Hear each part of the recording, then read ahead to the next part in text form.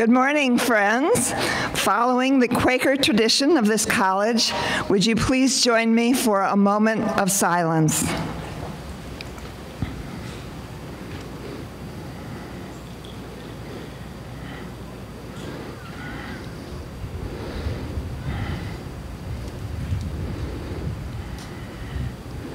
Thank you.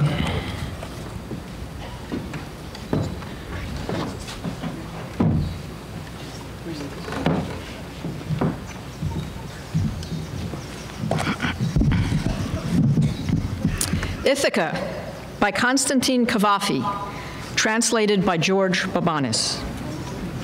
When you set out on your journey to Ithaca, pray that the road is long, full of adventure, full of knowledge.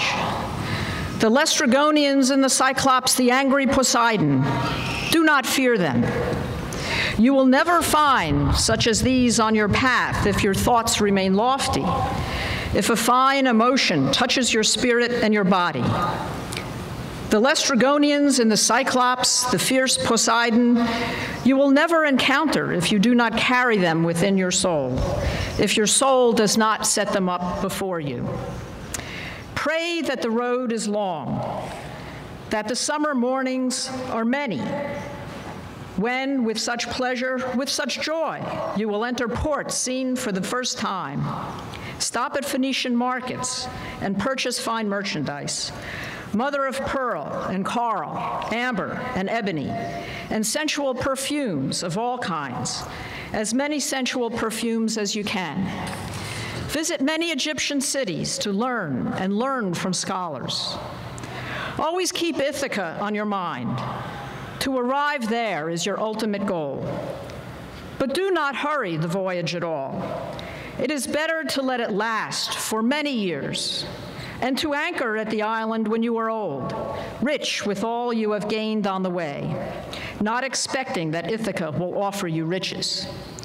Ithaca has given you the beautiful voyage, Without her, you would never have set out on the road. She has nothing more to give you. And if you find her poor, Ithaca has not deceived you. Wise as you have become with so much experience, you must already have understood what these Ithacas mean.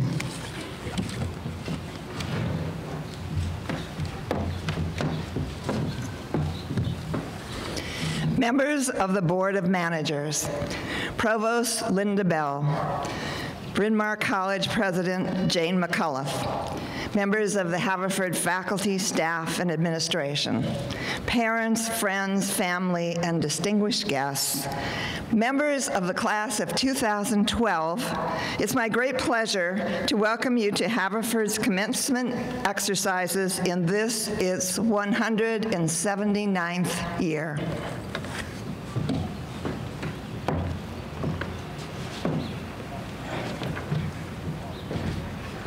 We have a representative of your class to give welcoming address. Lulu? Good.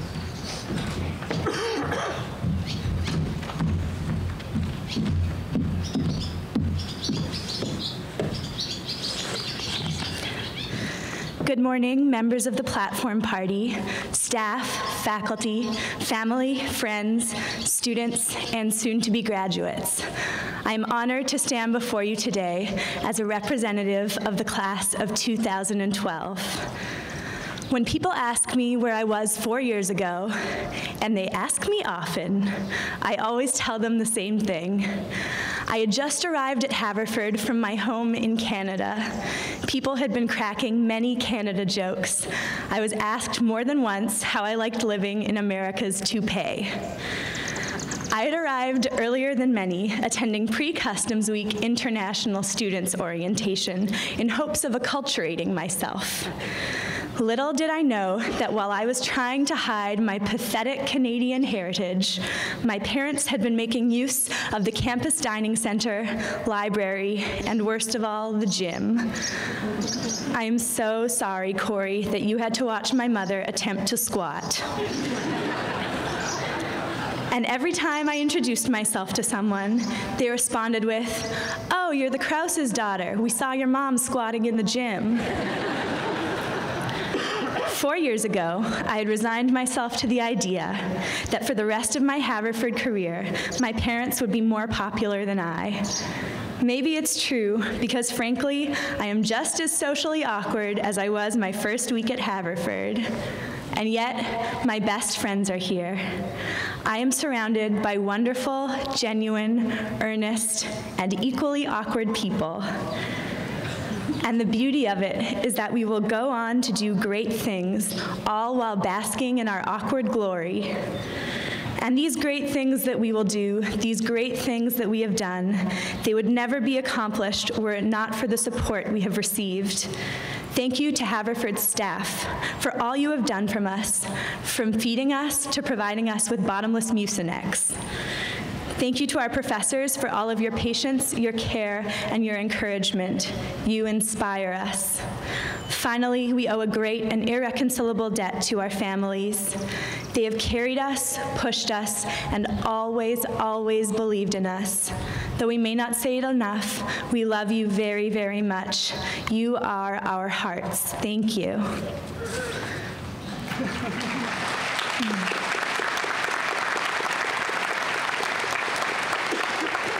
When people ask me where I see myself in 5 years, and they ask me often, I always tell them the same thing.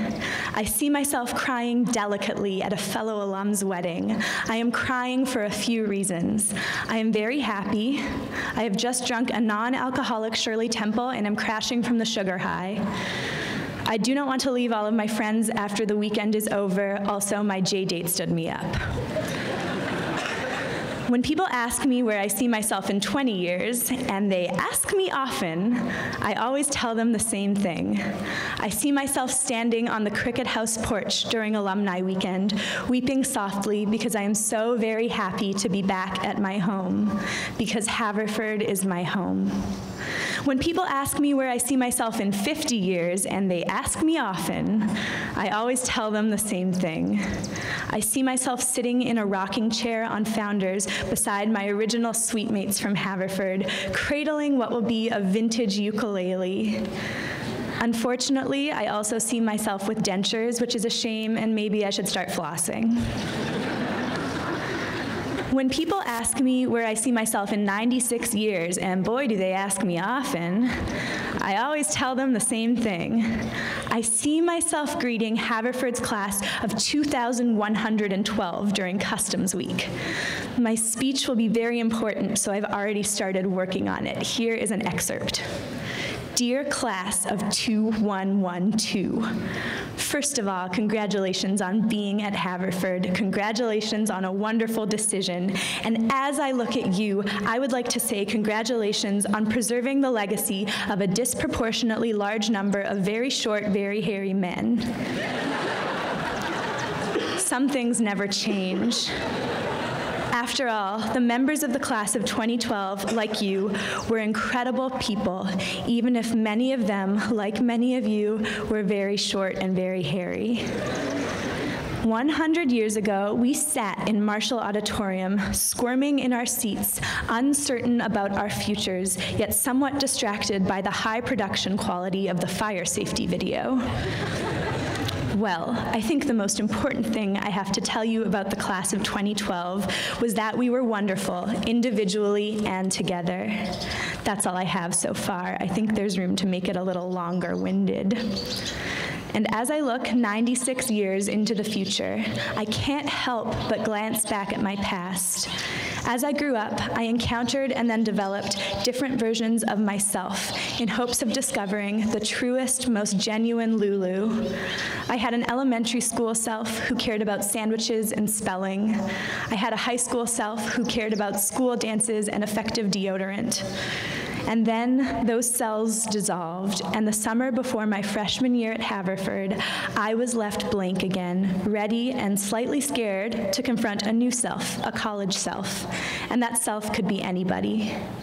I came to Haverford, and that self developed into the truest version of me that can exist. Haverford has been a place that has helped me become myself. We have all been shaped so profoundly by late nights, by early mornings, by dancing in Founders, by looking for tunnels, by eating Argentinian beef, by reading good books and bad books, by learning about each other, by caring about each other, by loving each other. In 96 years, the future students of Haverford will likely know very little about us. They will sit squirming in Marshall and complain about the fire safety video. And though it's hard to believe, we won't be the center of their tiny freshman worlds. But you will remain in the center of mine. I will continue to think about all of the classes I have taken, all of the Argentinian beef I have eaten, and more than anything, all of the friendships I have made, my classmates, my friends. You have made my world a happier and fuller place. As we pack up our Haverford books and memories, I am confident that you will make the world a happier and fuller place for others too, many, many others. And I have one final message.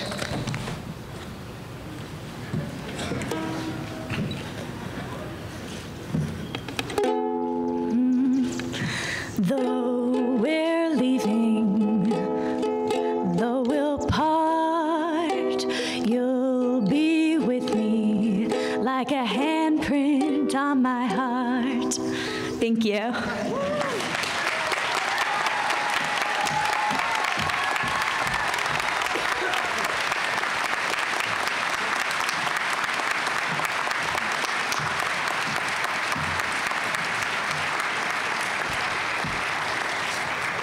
Greetings from your friends at the other end of the blue bus, and warmest congratulations to each one of you. Bryn Mawr College salutes the Haverford class of 2012. As you prepare to leave this splendid campus, there are many people and places to which you'll say goodbye. A favorite professor, that corner in the library where you could catch a quick nap, a friend who got you through a tough spell. I suspect that not a few of you may also pay a parting visit to another special site. Here's what a Haverford parent wrote about this spot some years ago, and I quote, "Well, what are the first creatures to greet you when you enter Haverford's campus? Ducks. What are the last ones you see when you depart? Ducks. What is the school's biggest attraction for children, picnickers, joggers, lovers, and philosophers? You got it, the duck pond." Yes, we all love the duck pond. A few years ago, Bryn Mawr even created its own version, and we all love the ducks. As the humorist Ogden Nash put it, "Behold the duck, it does not cluck, a cluck it lacks, it quacks. It is specially fond of a puddle or pond. When it dines or sups, it's bottoms ups." But the Haverford Duck Pond, like its Bryn Mawr equivalent, hosts another feathered fowl, the Canada geese, of which you may have become equally fond. So to honor them, here is poet Mary Oliver's haunting tribute entitled "Wild Geese." You do not have to be good. You do not have to walk on your knees for 100 miles through the desert repenting. You only have to let the soft animal of your body love what it loves.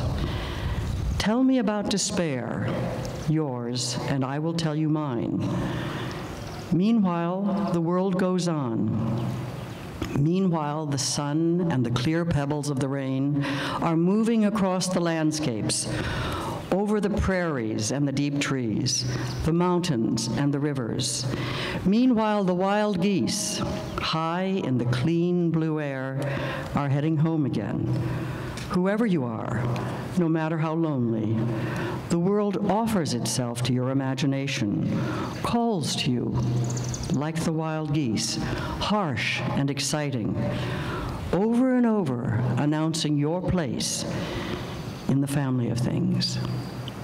Congratulations to you all.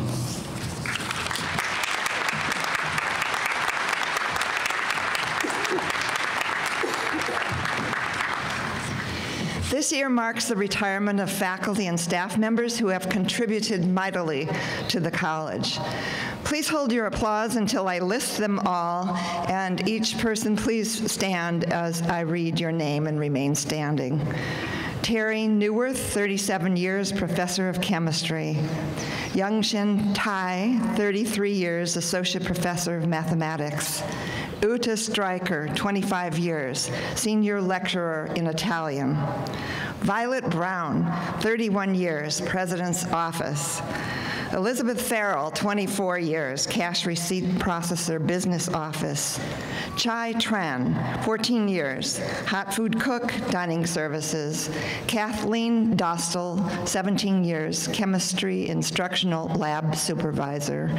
This represents a total of 181 years of service to the college. Congratulations and thank you very much.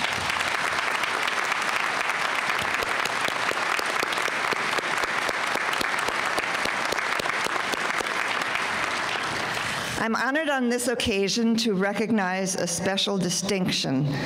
This year, the coveted Christian R. and Mary F. Lindback Award for Distinguished Teaching goes to Rebecca Compton, Professor of Psychology. Becky, would you please stand and be recognized?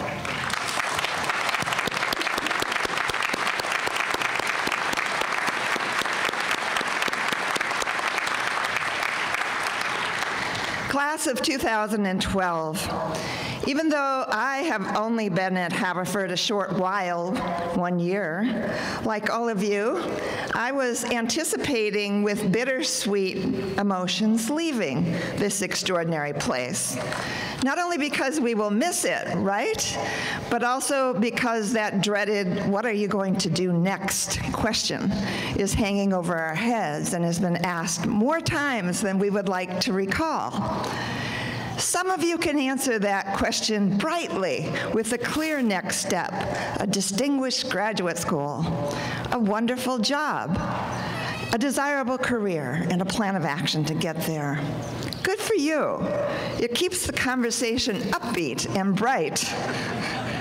But others of us shift our feet and imperceptibly cringe when we see that question coming because we really don't know for sure right now.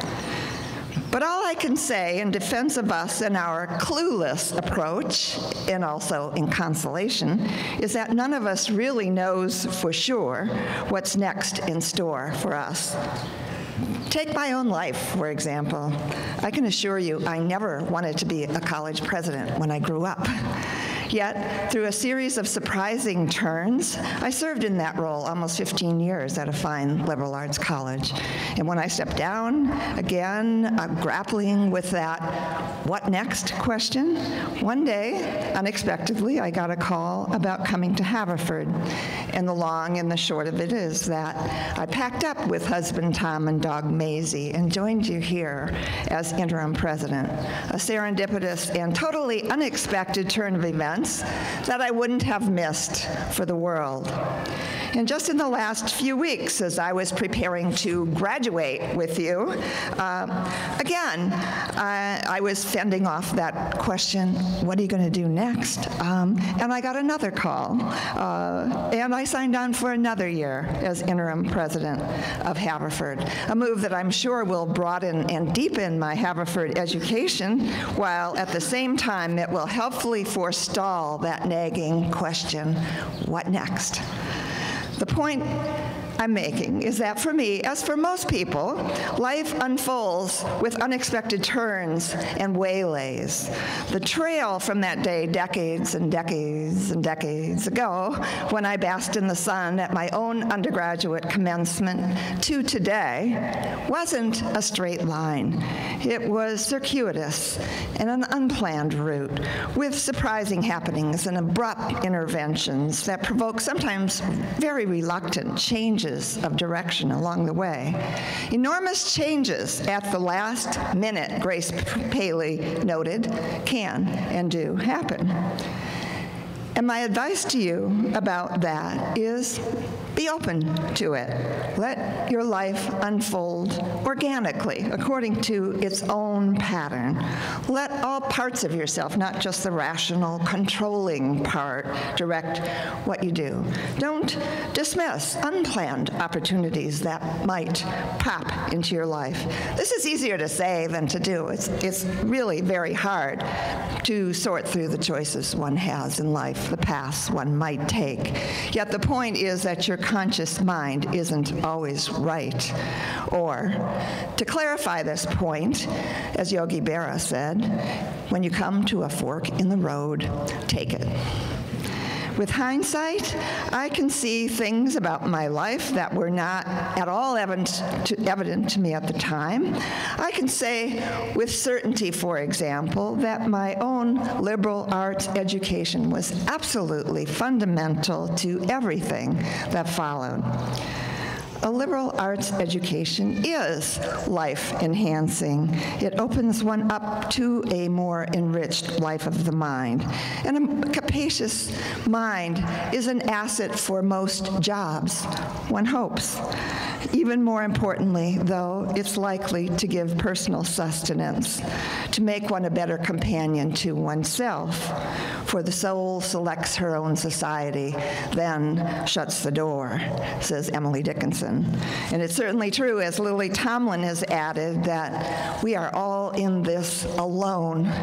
But it's also paradoxically true that we are all in this together, and your liberal arts education gives you an acute sense of that, of the breadth and the depth of human culture, knowledge, and history, and of our shared responsibility for the planet and the future. In fact, paradox is the essence of your liberal arts education, which is every bit as non-utilitarian and useful as we've been telling you. So all you graduates and your parents who may be obsessing about what's next, Relax. Take comfort in the fact that Haverford, almost without your realizing it, has been honing in you the analytical skills and the mental agility, the knowledge and the discrimination, the reflective habits and the ethical perspectives fundamental to a productive and fulfilling and successful life. Congratulations for all that you have achieved so far. Don't be sad about this end, because paradoxically, what we call the end is the beginning. This is your commencement indeed. And don't think you are leaving Haverford behind either. As T.S. Eliot has said, we shall not cease from exploration, and the end of all our exploring will be to arrive where we started and to know the place for the first time. Haverford is now part of you and you of it, and only a lifetime of experience will you begin to understand it with a fullness of wisdom. But you're on your way, and even though you may not believe it, with your Haverford degree in hand, you are well prepared and ready for whatever. My very best wishes to you.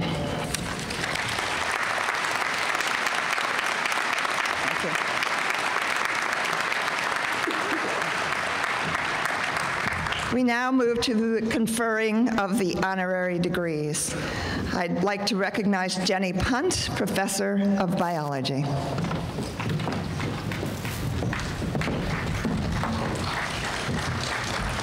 Joanne Crichton, I have the honor of presenting Robert Bollinger for the degree of Doctor of Science honoris causa.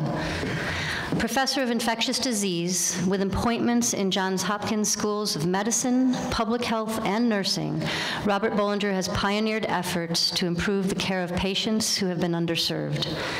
A leader in the development of the Center for Global Health and director of the Center for Clinical Global Health Education at Hopkins, he has reconceived strategies to bring the highest quality medical education to the developing world. Dr. Bollinger graduated from Haverford College in 1979. His accomplishments here foreshadow the professional that he has become and reveal a student looking for opportunities to cross traditional boundaries. A talented midfielder on the lacrosse field, he majored in both philosophy and chemistry. After college, he showed us that a year off can be an inspiration for a life's work. He traveled to rural India, working with a leprosy control program, and returned with an experience that would shape his entire career. Graduating from Dartmouth Medical School in 1984 and receiving his master's in public health in 1988, Dr. Bollinger was educated at a time when the world was terrified by HIV/AIDS. He dedicated much of his career to demystifying the disease, and his extensive publication record reveals again a mind able to penetrate more than one intellectual domain. Driven by an interest in causes, he performed basic research on the immune response to the virus responsible for AIDS. Driven by a deep interest in public health, he worked to understand the basis for the transmission of the virus, focusing on the epidemic in India. And driven by what has been described as a quiet frustration that improvements in understanding were not making enough of a difference for patients, he inspired the development of a novel institution, the Center for Clinical Global Health Education. This Hopkins-based center enhances the care of patients in underserved areas by delivering what may be the most important resource of all, a top-quality medical education. Dr. Bollinger and his center have embraced new technologies to break educational barriers and empower their medical colleagues in India, Uganda, the Congo, Ethiopia, Tanzania, Zambia, and Central America. Students and professionals across continents now collaborate via webcast grand rounds, video conferenced case discussions, and mobile phone exchanges of data to deliver the best care to patients around the world. Disease reminds us of what we have in common, a vulnerability to infection and a capacity to suffer. Dr. Robert Bollinger reminds us of what else we should have in common and should provide to each other: access to the highest quality care and education.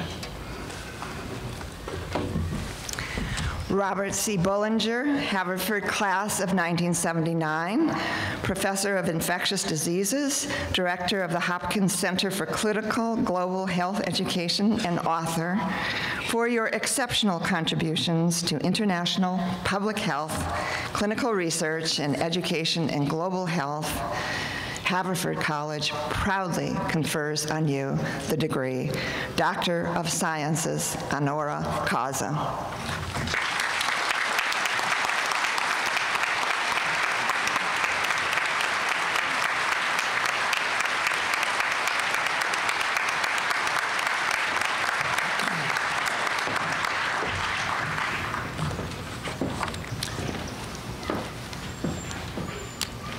Thank you, Jenny, for that very nice introduction.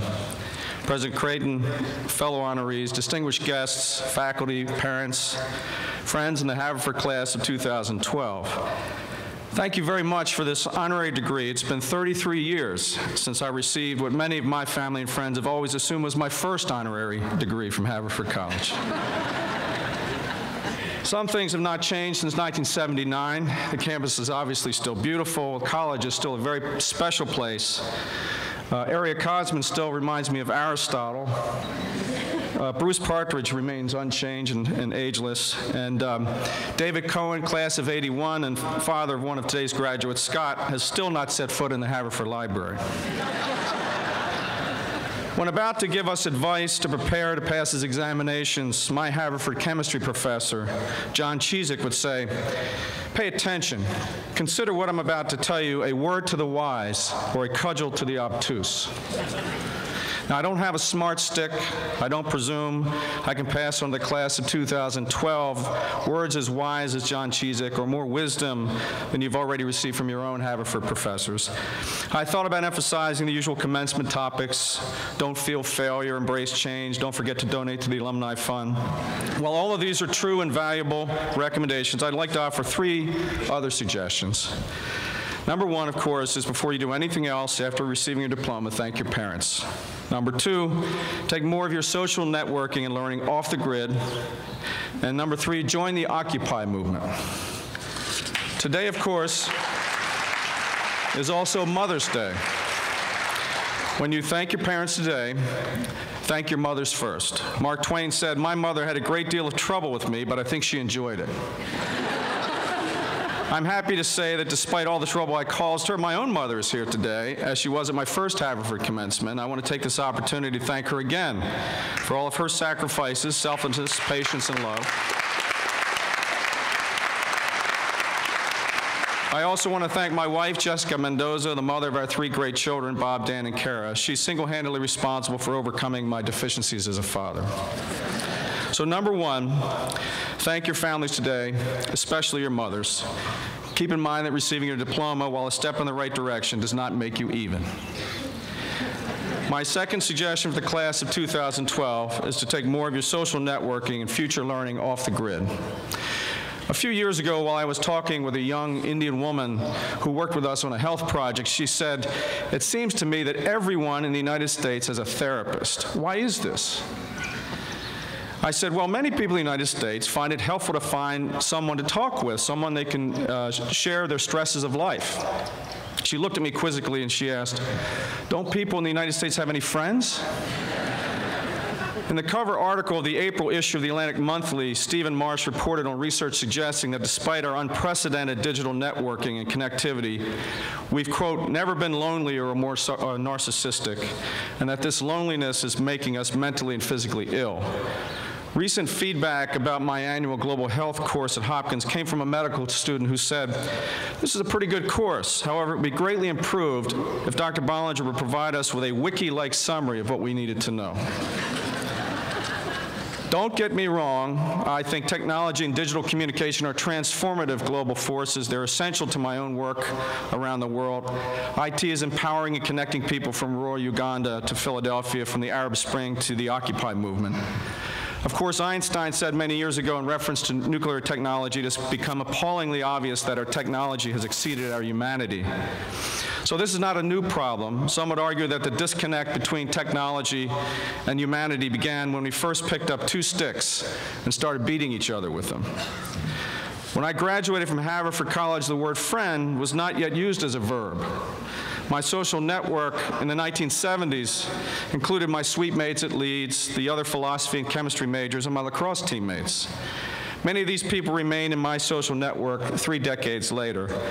The most important friendships in my life that provided me support when needed, professional opportunities, mentorship, and love were all formed off the grid. None of the real communications or learning that added value to my work and life has been digitalized or wiki-like.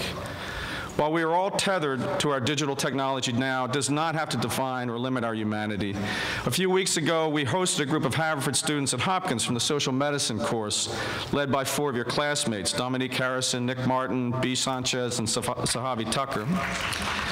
Interacting with today's Haverford students was wonderfully reassuring. Students were great. It's obvious, of course, that Haverford did not provide you a wiki-like educational experience. As it did for me more than 30 years ago, Haverford provided you a unique opportunity to develop what will be your most important social networking skills. You practice these in your class discussions at a professor's house, during late-night arguments about Hegel versus Kant, perhaps last night at Roach's, perhaps in between chewing on Argentinian beef. Therefore, you're well prepared to take your social networking and your lifelong learning off the grid. Do it more often. Finally, I would like to suggest that all 2012 Haverford graduates join the Occupy movement. Occupy Wall Street.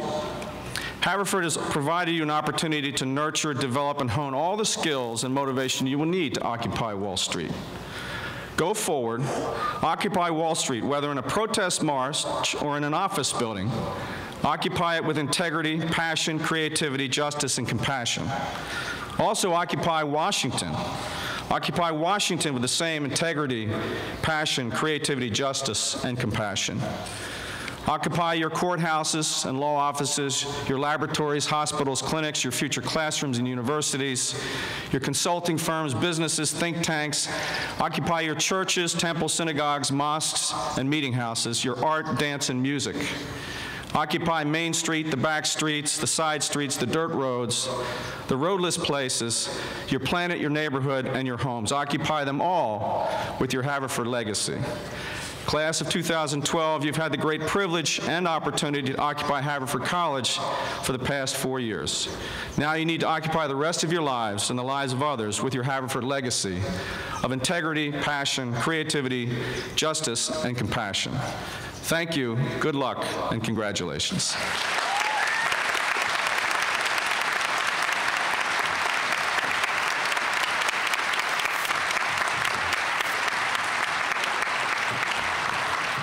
I now recognize Helen White, Assistant Professor of Chemistry.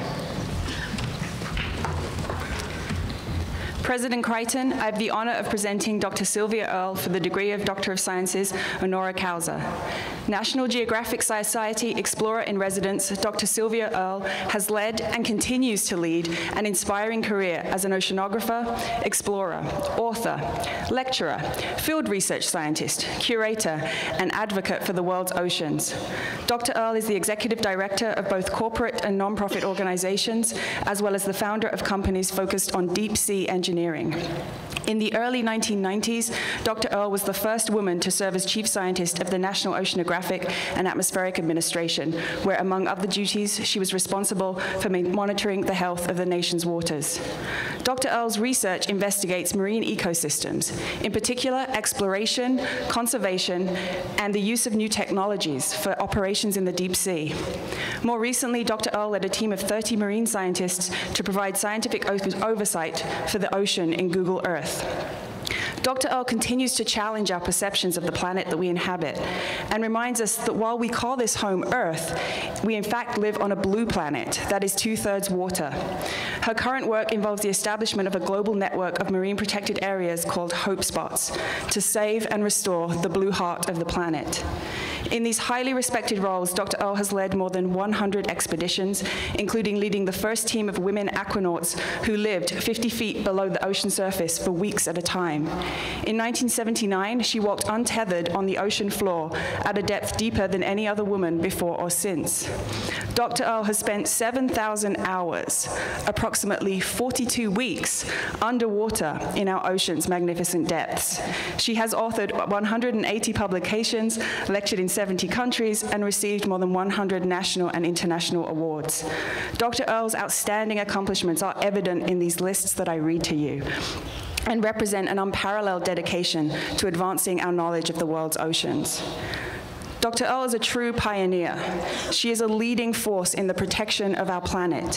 Her voice is clear and loud, and at a time when human activities continue to exploit and degrade the ocean, it has to be. Dr. Earle understands how intimately our future on this planet is linked to the health of the oceans. Dr. Earle continues to expand our understandings of these vast waters through her personal exploration. Fortunately for us, and fortunately for the Earth, she has made a commitment to share this with all of us.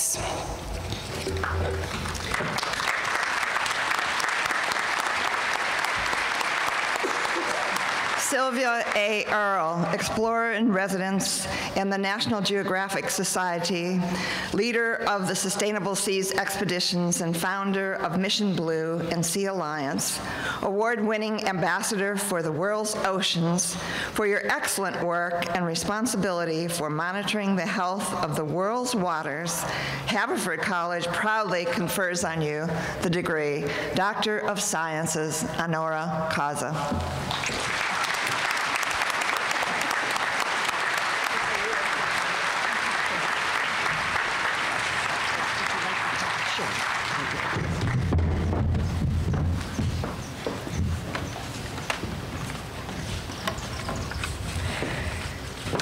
Truly, I am honored to be here with you, a fellow graduate, if you will, among those of you who've really earned your degrees. Earlier this year, halfway across the Pacific Ocean, I met a special mother, and I want to salute this special mother on this Mother's Day. This mother actually is an albatross, a bird who has been called by humans wisdom. She is known to be 61 years old, sitting on her latest egg. Here you are, hatchlings of Haverford, about to fledge. At the Friends meeting this morning, one of the speakers referred to Haverford as a mother, your mother. How appropriate today, on Mother's Day, that we are honoring Haverford College, your mother, and you as the latest batch of hatchlings. Haverford is 179 years old. Wisdom is merely 61. Think of the changes that have taken place since Haverford first came into being. Well, for one thing, at the time this place first had a campus, first had students, there were only 1 billion people on the planet. When I was a hatchling, there were 2 billion. By 1980, when Haverford first began admitting girls, women, as students, there were 4 billion people. And today, as you well know, we're on a planet that doesn't get any bigger, but there are 7 billion of us. 100 years ago, when my father was 10 years old, my father was 12, my mother was 10, the year that the Titanic sank deep within the Atlantic Ocean. Think about what the world was like. Think of what we've learned in just 1 century. Think of how long humans have been on the planet. It depends on how you count, but certainly civilization has prospered largely in the last 10,000 years, when there's been a remarkable kind of stability in the nature of the world, stability that favors creatures such as we. Even in the last 100,000 years, ice ages have come, ice ages have gone.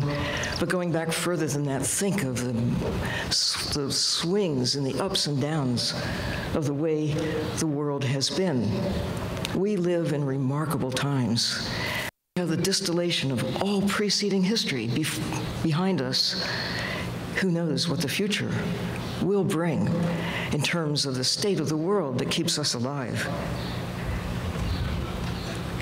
In 100 years, if we've learned anything at all, it should be the magnitude of our ignorance.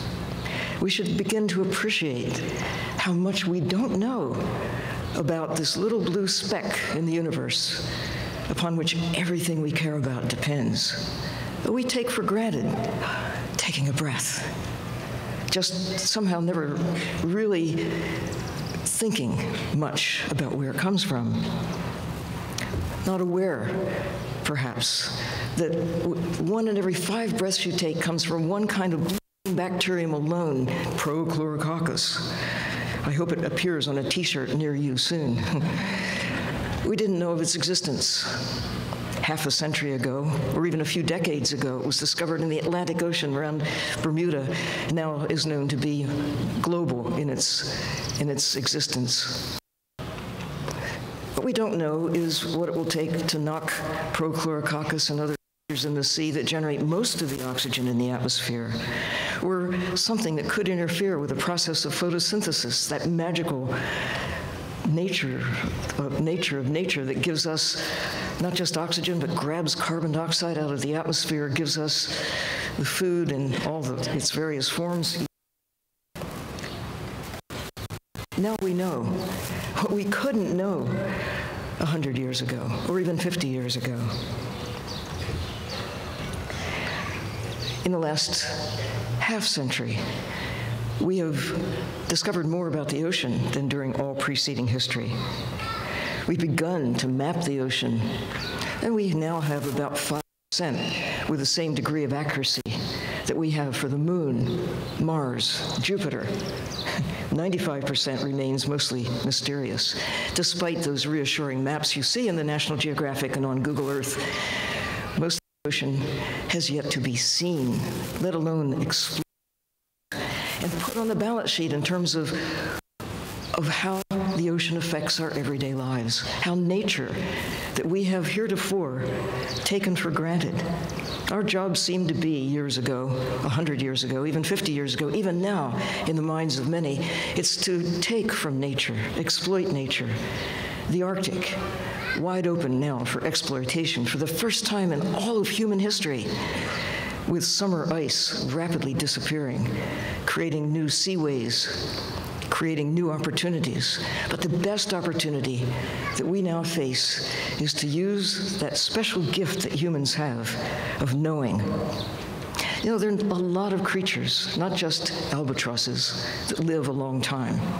Turtles do, elephants do, dolphins, whales. There's some fish that may live to be 2 centuries old.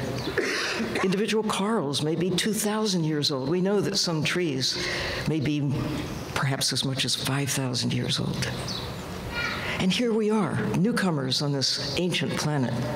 And in just a flash, our species has consumed nature and creating our prosperity. If we have learned anything during all of human history, especially in the last 100 years, especially in the last 50, and maybe during the last 10 or 5, at a rate that is increasing, that we must make peace with nature. We must take care of the natural systems that we have taken for granted, but now we must proactively do what it takes to protect the air we breathe, the fabric of life that shares the planet with us and shapes the planet in ways favorable to us. We didn't know that we had this responsibility when I was a child. When Rachel Carson wrote The Sea Around Us, published in 1951, the same year that Wisdom, the albatross, was hatched, she thought, everyone thought, policies were put in place that treated the ocean as an infinite infinite kind of resource, that we could take what we wanted out of the sea and into the air, whatever we wanted. We could put into the sea or into the air whatever we wanted. No consequences that we had to worry about, but now we know. Now you know, as no generation before has known, that to what we can do to our Mother Earth, our mother. This is the time. There are plenty of reasons for hope. And I'm looking at the biggest one right now. It starts, though, with a human mind. We have that gift that creatures that may live as long as humans or much longer can't know.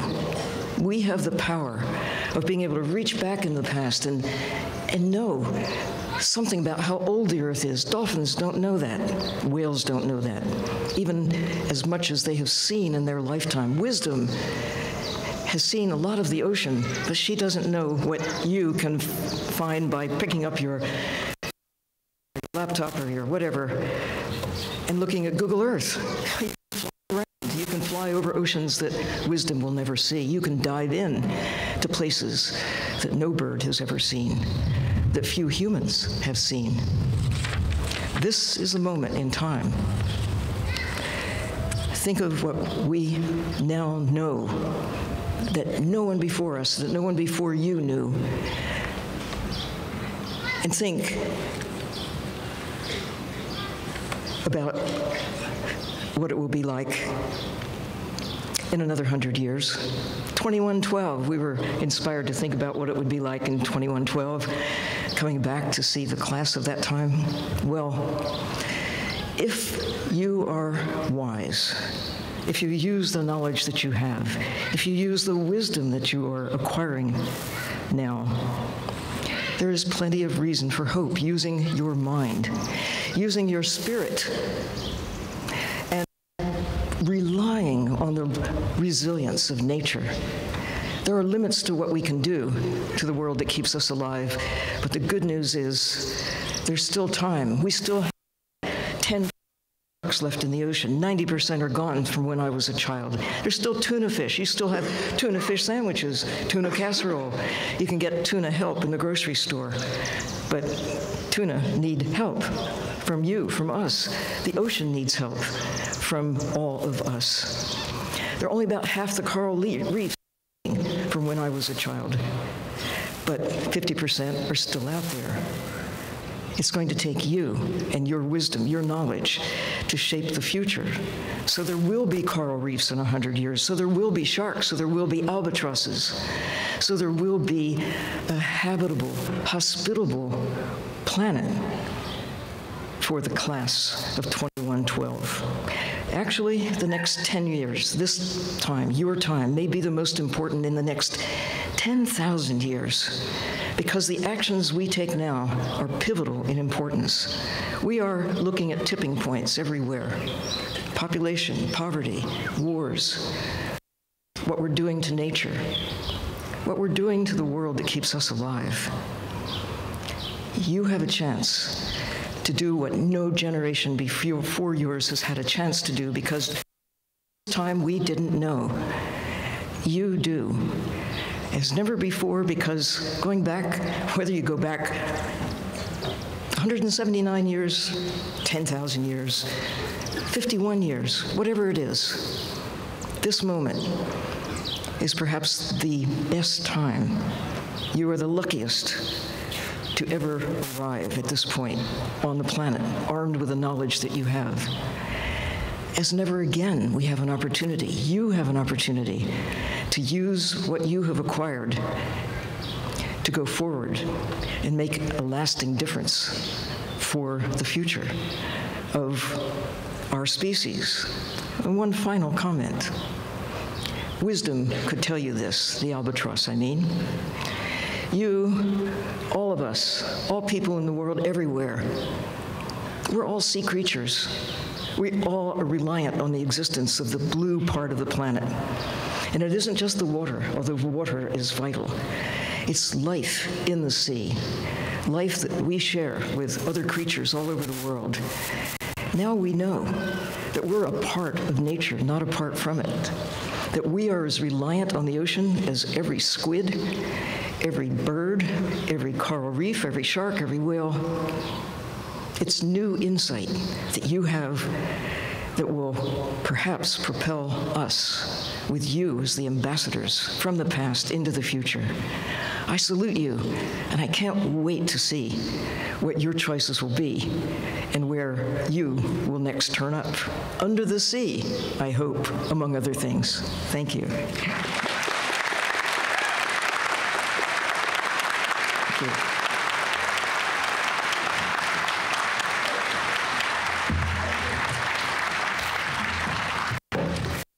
I now recognize Gary Jenkins, class of 1992 and member of the Board of Managers. President Crichton, I have the deep privilege to present the Honorable Margaret Hillary Marshall of Massachusetts for the degree Doctor of Laws honoris causa.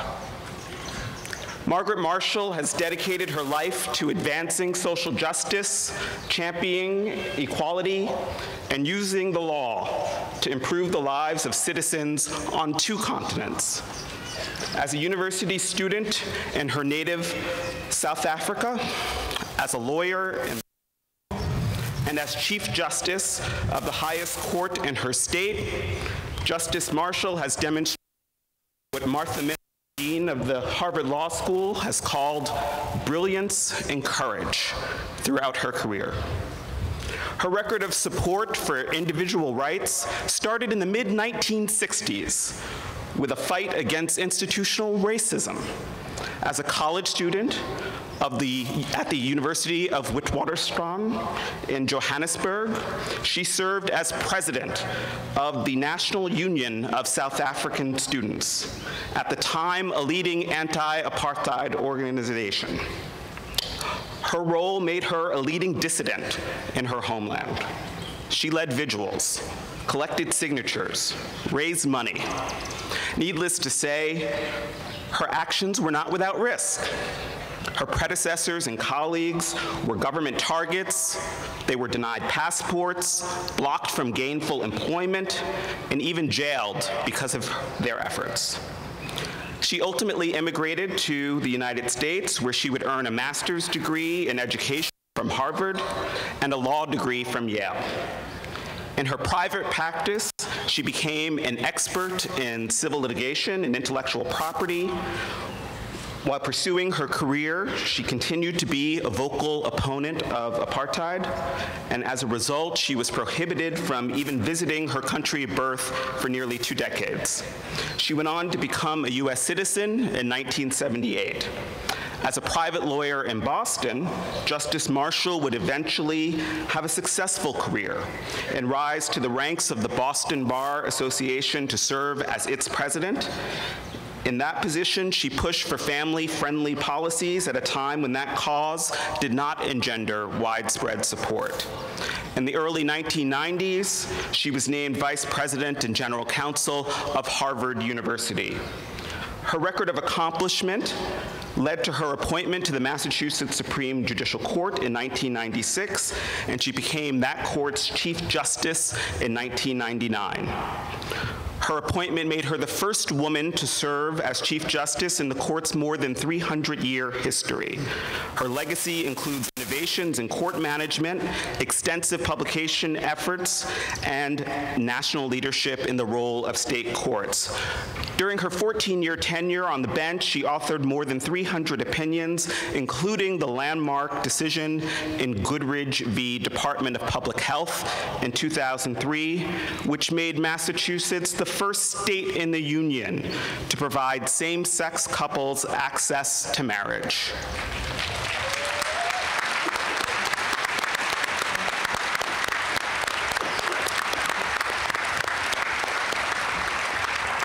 In Goodridge, an opinion described as masterful by constitutional law scholar Lawrence Tribe, Justice Marshall wrote that the Massachusetts Constitution affirms the dignity and equality of all individuals. It forbids the creation of second-class citizens. Powerful words. Lee Swislow, the executive director of a leading Massachusetts-based gay and lesbian rights advocacy group, reflecting on those words, said, "For so long, we tried to tell ourselves we weren't second-class citizens. But this woman was not just able to see the ugly truth, she changed it. And in doing so, helped change the mindset of the country." And thanks in large part to Margaret Marshall, the idea of marriage equality is no longer a pipe dream. To the contrary, we hope that one day Goodridge will join the pantheon of state Supreme Court that prefigured U.S. Supreme Court cases, much like Perez v. Sharp in California that predated by 19 years the most aptly named Supreme Court case ever, the Loving v. Virginia case that declared bans on interracial marriage unconstitutional.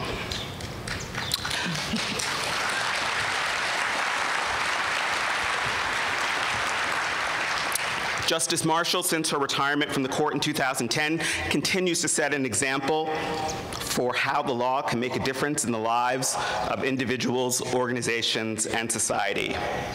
Anthony Lewis, the former New York Times columnist and Pulitzer Prize-winning journalist, wrote in 1963, "A great judge must not only be able to articulate moral truths in a way that excites the imagination of the average citizen, he must also be a lawyer and retain the respect of his profession." Although Tony Lewis wasn't writing about his future wife at the time when he wrote those words, that description most surely applies to her. I am honored to present Margaret Marshall, a distinguished lawyer and jurist, someone respected by her profession who understands moral judgments and moral truths.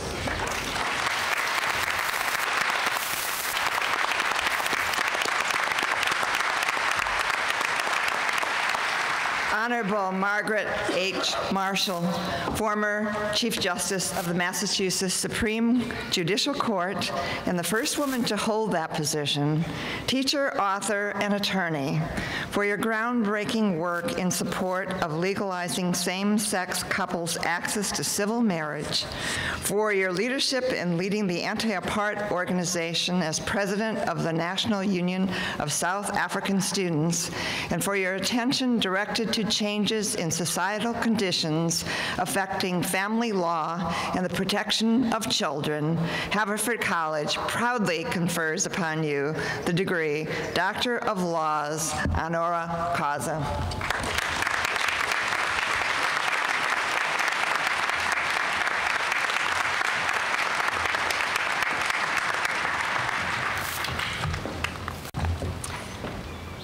Thank you, Gary. I wish that Tony Lewis were here to hear that. I'll have to remind him when I get home.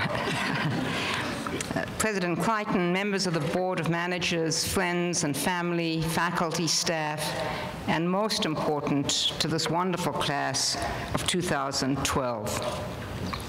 In the 1960s, when I was a student in Johannesburg, South Africa was in the darkest days of apartheid, that iniquitous racist system that was determined to implement policies of strict white supremacy and racial segregation. Apartheid had one aim: to protect and consolidate the power of the powerful, white South Africans. Black South Africans could not vote, could not travel, could not own land, could not live with their families. Black students were forbidden by law to attend my university. Books and newspapers and movies were heavily censored, and as Gary mentioned, many of my teachers and friends were imprisoned or forced to leave the campus because of the views that they expressed. Black women and black men were treated as subhuman simply because of the color of their skin. And encased in their lives of privilege, most white South Africans were blind to the cruel indignities of apartheid. Dignity, tolerance, respect, these are the foundational building blocks of this extraordinary place. Haverford strives to be a college in which integrity, honesty, and most important in my view, concern for others are the dominant forces. How very different your college experience has been from mine. You graduate from an institution where faculty dedicated to those ideals has given you powerful tools to test the boundaries of what is thought possible: openness, curiosity, critical analysis, independent thinking, and deep respect for the dignity of others. But you graduate, of course, into a society and a world facing massive challenges: the yawning gap in quality of life between the haves and the have-not, global pollution, hate speech that floods the airways, and so much more. We are the richest nation on earth, with 5% of the world's population, yet we have 25% of its prisoners. As writer Adam Gopnik recently pointed out in The New Yorker, we now have more people in our American prisons than Stalin ever imprisoned in his. And it does not end there. Our drug addiction and child poverty rates are the highest in the industrialized world, and we have a political system teetering on the brink of implosion. In my college years, the white South African government, backed by a large army and security police force, was at the zenith of its power. It used extraordinary means to crush any voice of opposition. And what could I, a young woman, do? What could anyone do to end apartheid? Every gesture I made seemed so small, so futile, so insignificant, and so irrelevant in the face of the juggernaut of apartheid. If you don't like the way the world is, you have an obligation to change it. Just do it one step at a time. That is the admonition of Marian Wright Edelman, who has devoted her career to improving the lives of America's most disadvantaged children and families. Just do it, one step at a time. 24 years after I graduated from college, apartheid ended, Nelson Mandela was freed from prison, and the white racist government was brought to its knees, not by some massive military attack, but by the countless acts, small and insignificant seeming, of many. And who were they? Women and men, black and white, anonymous mostly, who refused to accept the inevitability of apartheid, who refused to give way to inertia, who refused to be blind to suffering, who refused to walk away. They changed, we changed South Africa, one step at a time. As I look across this gathering of friends and family here to celebrate you, I am confident that each of you, each Haverford graduate, will bring your talents, your creativity, your life experience to work for the common good. Dignity, tolerance, respect. May you each find fulfillment in the many different dimensions of your lives, one step at a time. Never doubt that a small group of thoughtful, committed citizens can change the world, said Margaret Mead. Indeed, it is the only thing that ever has. Thank you.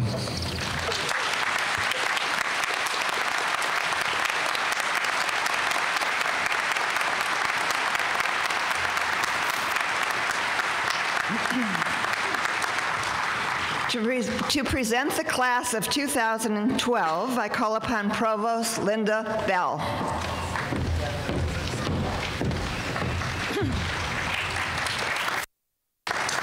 We will now proceed to the awarding of degrees.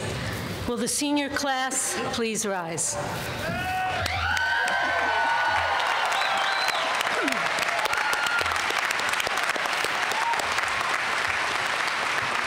Joanne Creighton, it is my honor to present the Haverford College class of 2012 for the degree of Bachelor of Arts or Bachelor of Science. By the authority granted by the Commonwealth of Pennsylvania to the Board of Managers, and by them to me, and on behalf of the Board of Managers and the faculty of Haverford College, I confer upon you the appropriate degree of Bachelor of Arts or Bachelor of Science, and thereby admit you to all the rights, dignities, and privileges, and equally to all its responsibilities. I invite each of you to receive the college's diploma as a symbol of your accomplishments and of your aspirations.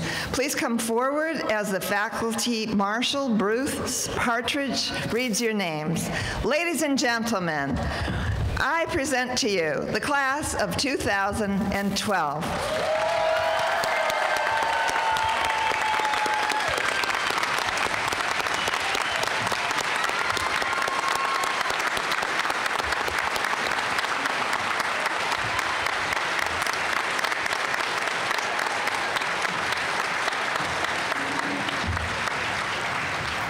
Janine Abassi.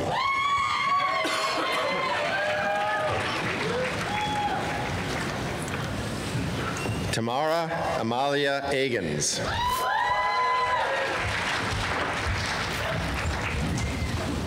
Andrew Clark On.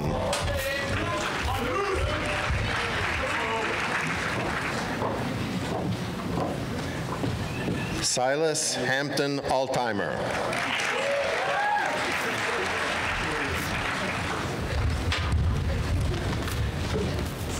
Sarah Teresa Andrade.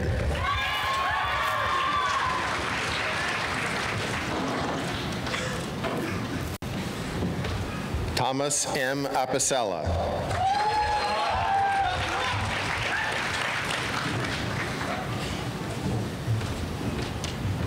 John Appel.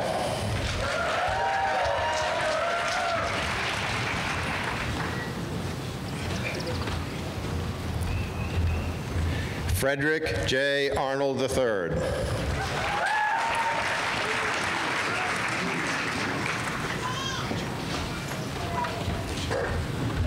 Ankur Arya.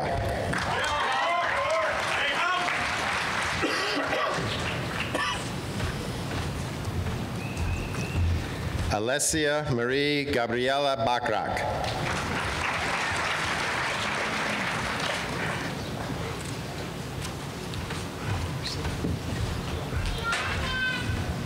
Joseph James Bono.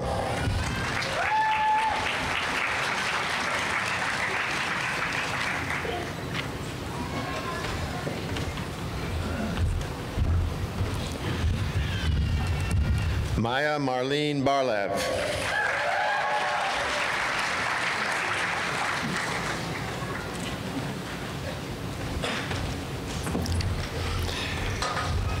Rebecca Lynn Bass.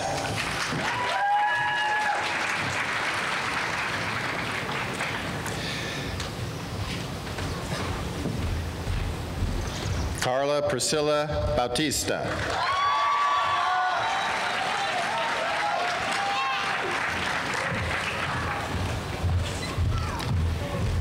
Zoe Lee Baum-Becker.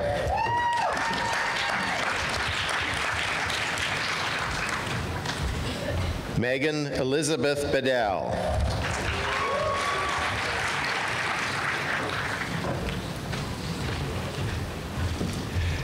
Paul Eric Benjamin.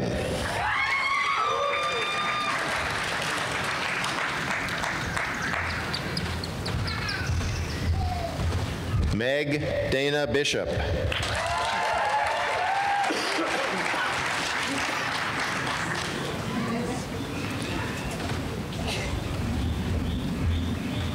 Samuel Meltzer Blau.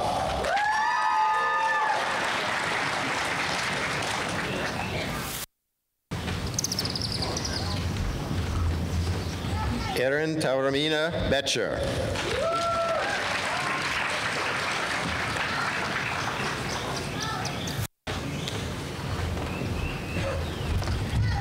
Anna Rose Bodges.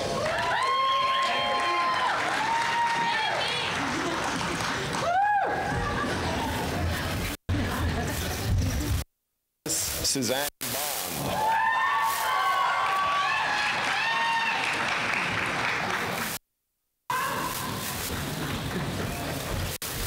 Andrew Frederick Bristow Bostock.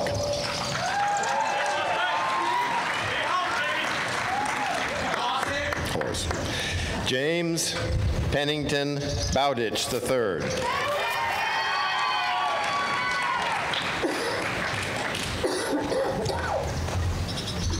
Michael Arnold Bosey.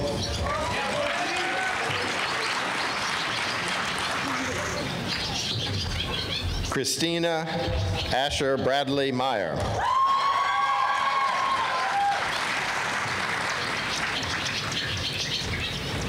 Hillary Broussard Bragg.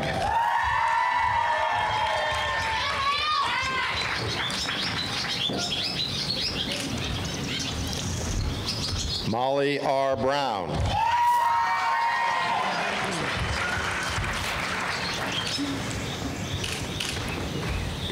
Anna Maria Brockway.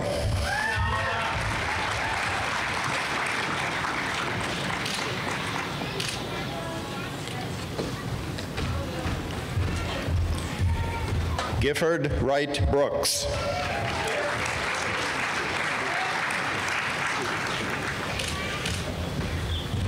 Howard Gabriel Brown II.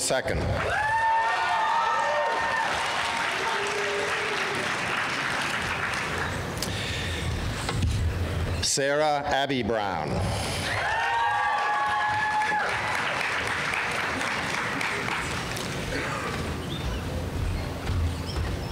Ian Alexander Burnett.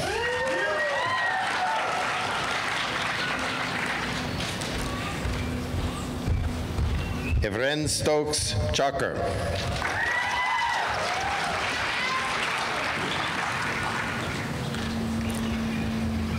Franklin Noah Cantor.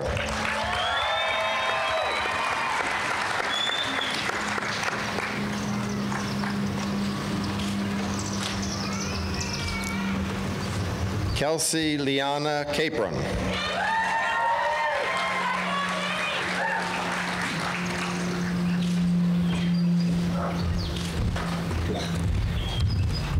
Edmund J. Carlton.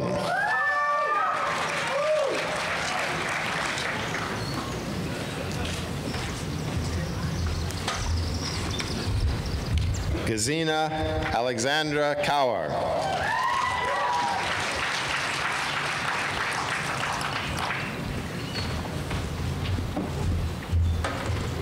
Willa Caroline Coey.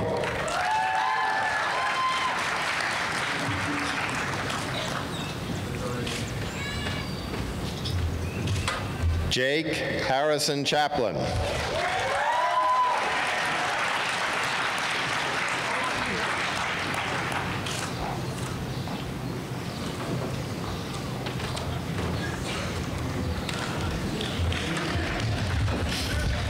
Yanni Win Chu Richardson.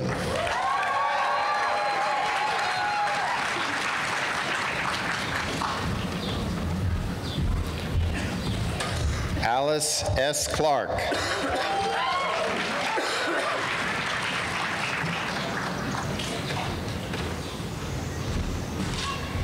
Aubrey S. Clark Brown.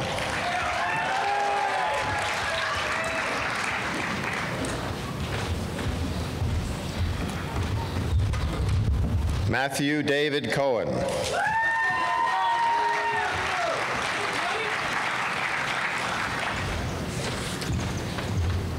Scott Matthew Cohen.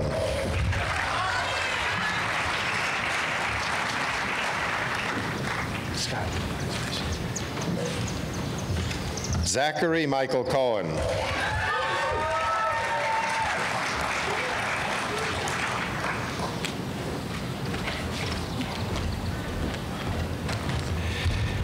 Elizabeth Cohen Shear.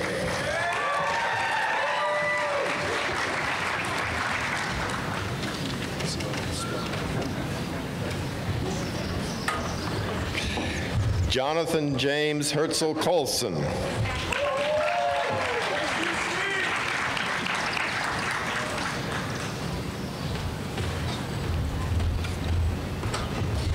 Catherine Elise Comey.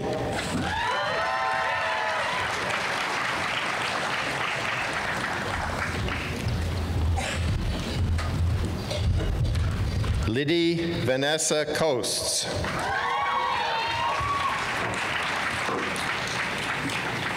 In absentia, Riley H. Costigan-Humes. Elizabeth Catherine Coward.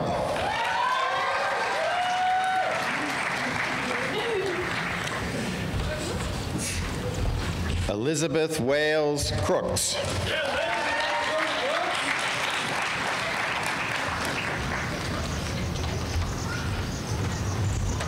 Jamie Lynn Croucher.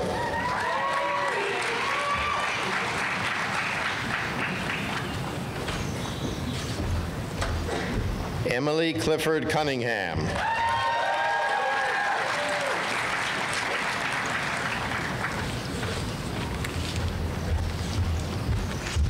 Kevin Thomas DeQuilla.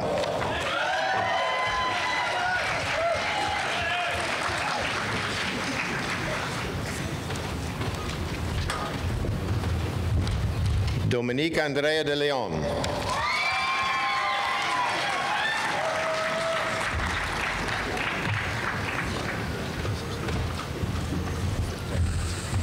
Rebecca Lee Doherty.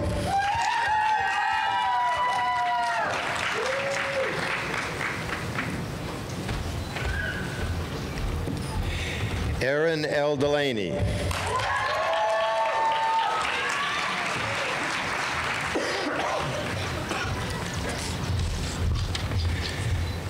Catherine Ann DeVizio.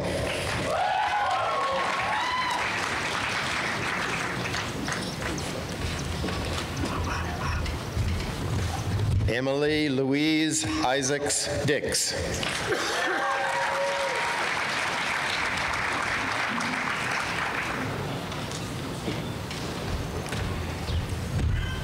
Milap Dixon.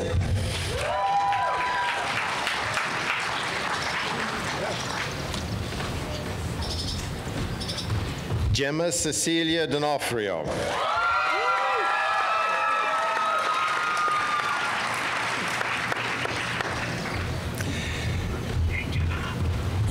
Alexander Jensen Douglas.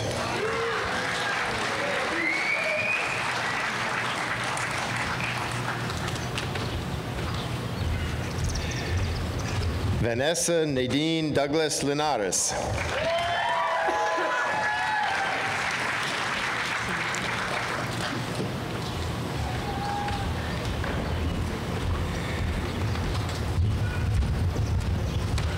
Emily Vine Boutreau.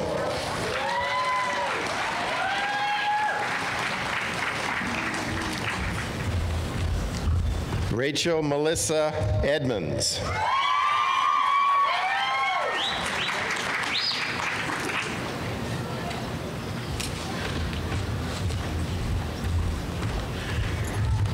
Troy Allen Edwards, Jr.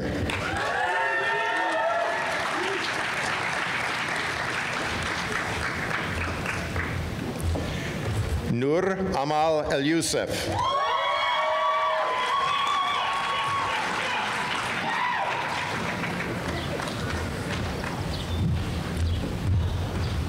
Isaac Benjamin Rudifer Elman.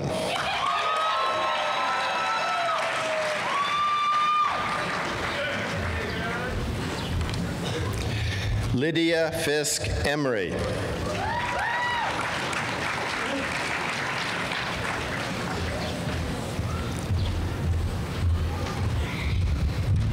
Ivana Regina Evans.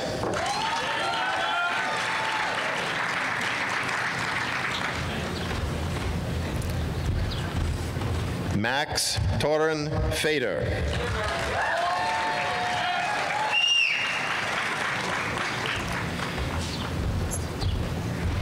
Theodore William Fader.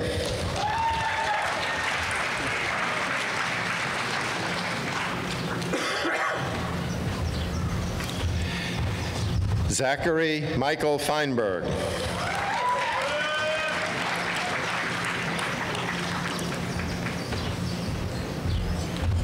Catherine Ann Feldman.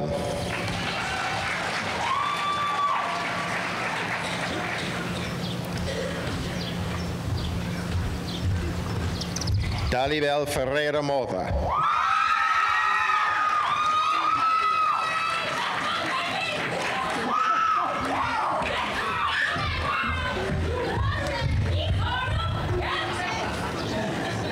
Josie Lee Ferry.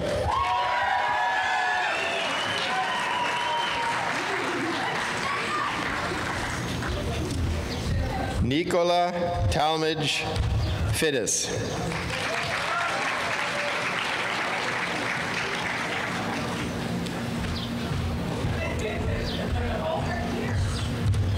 James Lowell Field.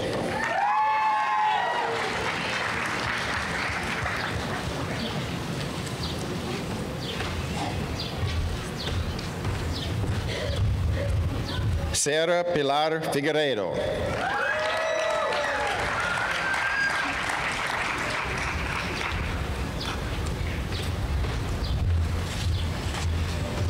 Lee J. Flaherty.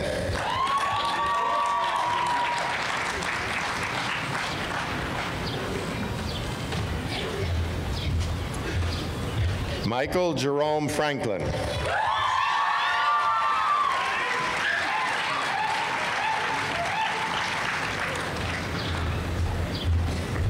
Tyler Patrick Coyne Freeman.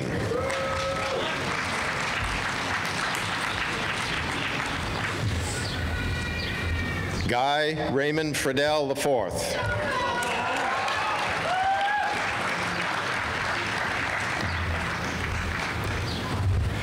Tiffany Yinghui Fritz.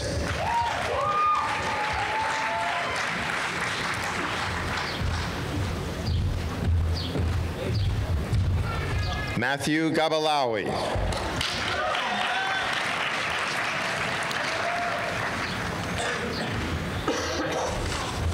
Victoria Lynn Gaffney.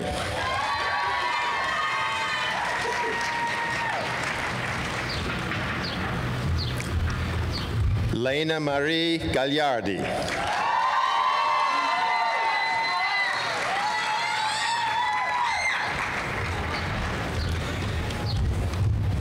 Nicholas Galiff.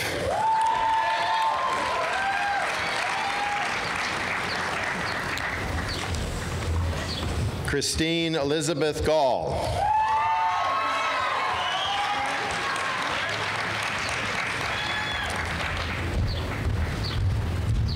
Elizabeth Beatrice Gallo.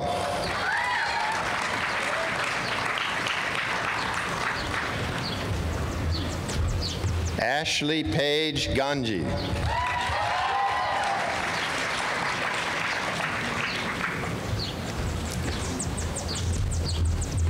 Hannah Grenville Garner.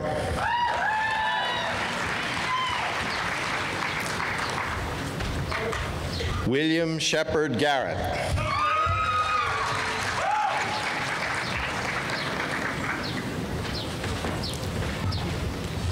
Daniel Robert Jansante.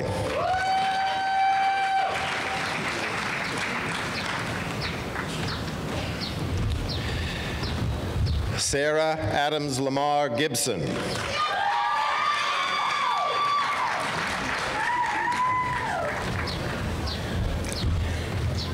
Deborah G. Gilbert.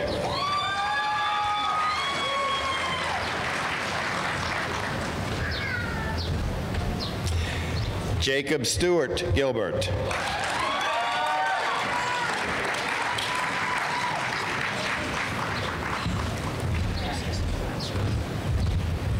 Andrew Lewis Galato.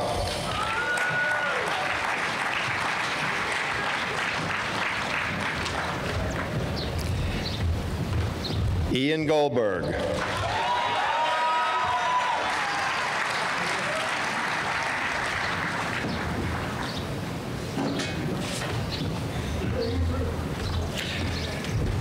Paola Andrea Gonzalez Montalvo.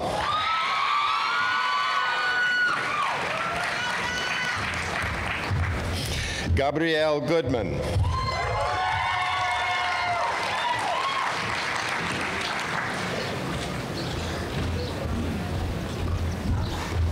James Han Gould.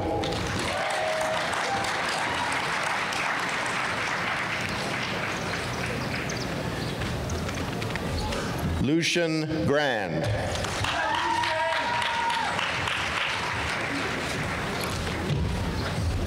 Stephen Doyle Griffith.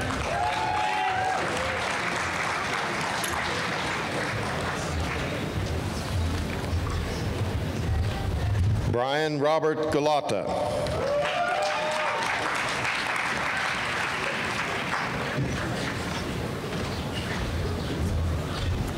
Yumna Hamid.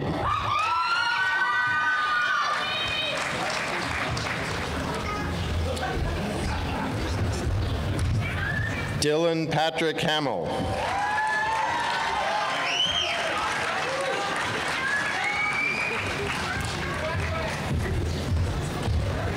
Hannah Louise Hamill.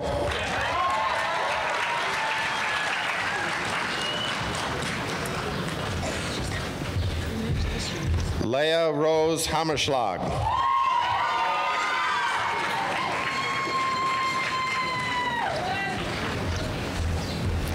Patrick Daniel Hahnemann.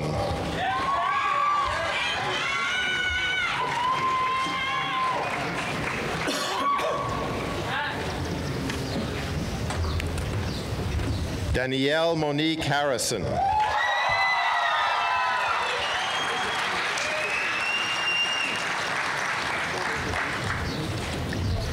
And Dominique Michelle Harrison.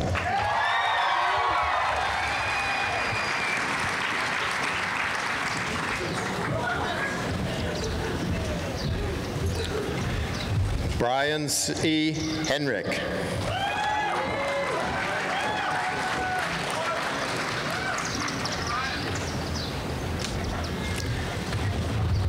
Giuliatti Ermanto.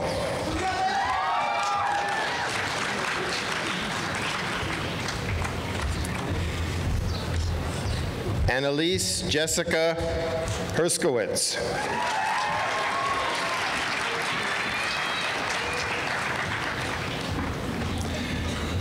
Ryan J. Hertz-Thyssen.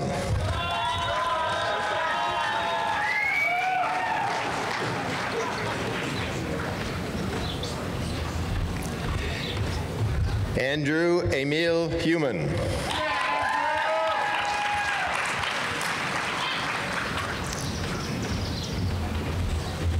Eleanor Gray Hickey.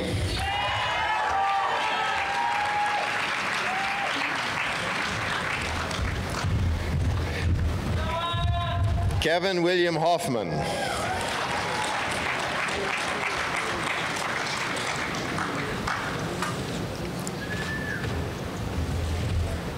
Julia Davis Hoffheimer.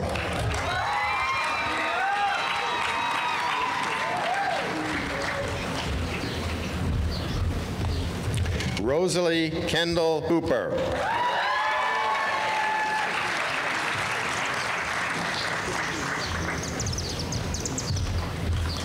Eleanor Margaret Huber.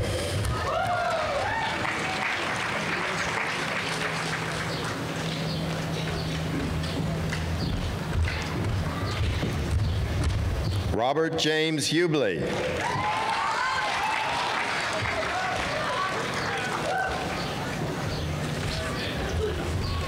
Jesse Zachary Ball Ingber. In absentia, Garrison Van Hayward Inga. Aaron Islow.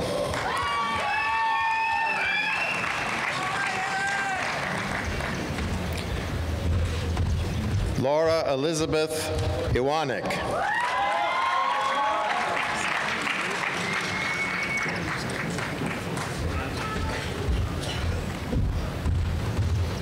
Roxanne Lakin Jaffe.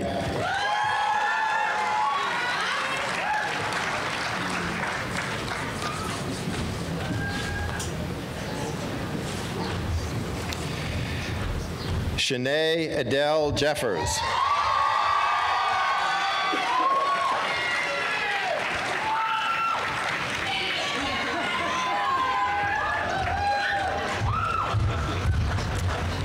Andrew Elliott Janess.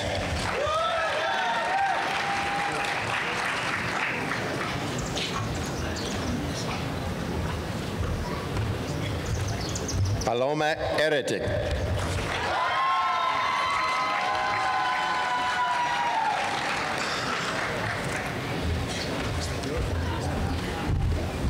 Catherine Elizabeth Johnson.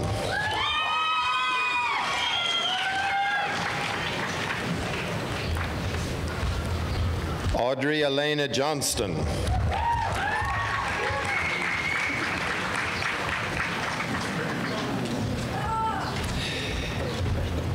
Harrison Henry Jones.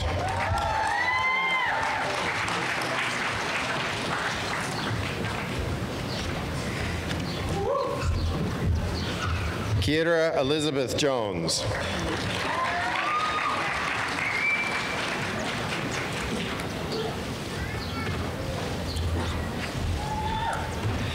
Candace Yasmin Nicole Jordan.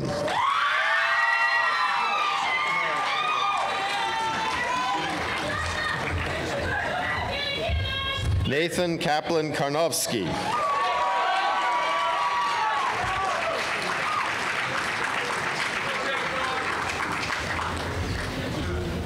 Rebecca Allison Kaczynska.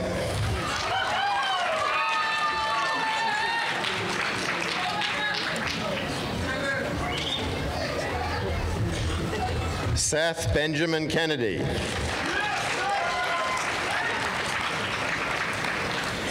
In absentia, Daniel Theodore Ling Kent.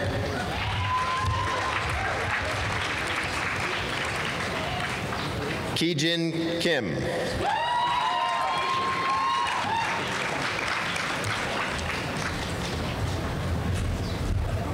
Shali Kim.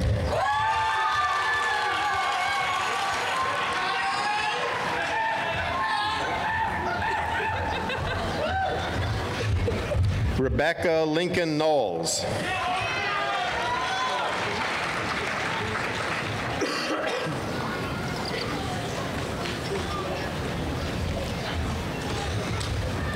Zeph Allen Kunst.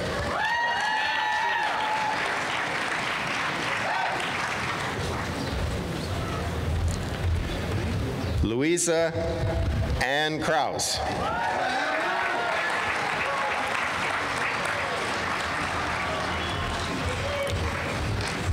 Glynis Ruth Crystal Ragsdale.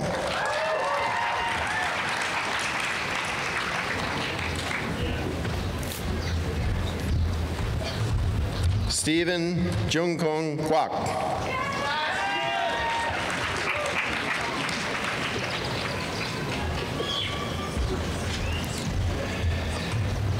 Rudy Ramses Lemay II.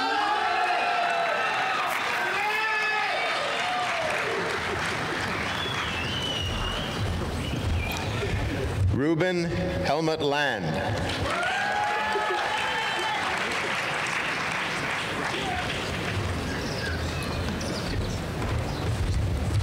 Mary Ansela Lane.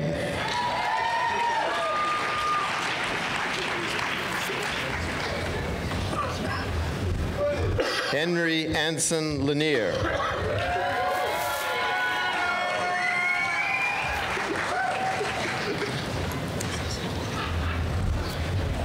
Nicole Amelia Lance.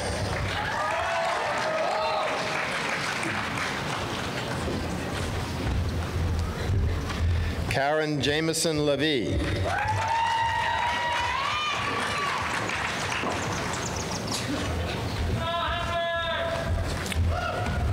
Kara Hitomi Lawler.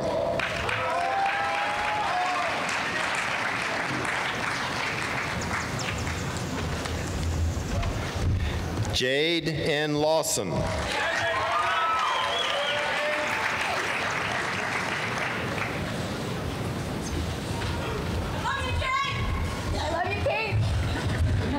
Raul Anthony Lazo Soto.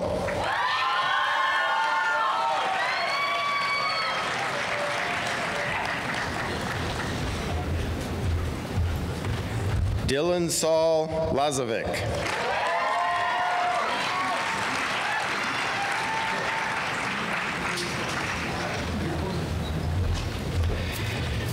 Lynn Truck Lee.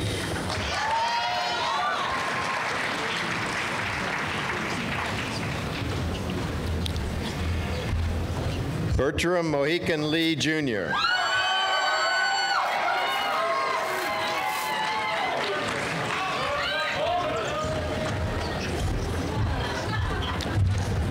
James Ilsu Lee.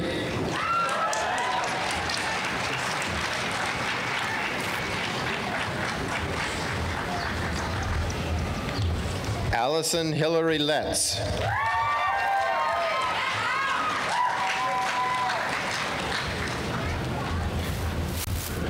Christine Elizabeth Letts.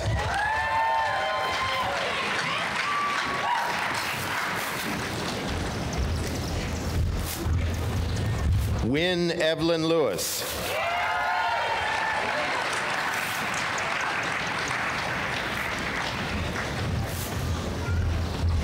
Allison Bailey Lieberman.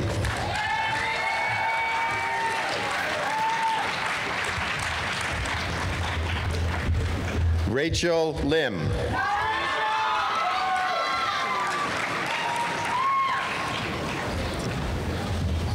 Taehyun Lim.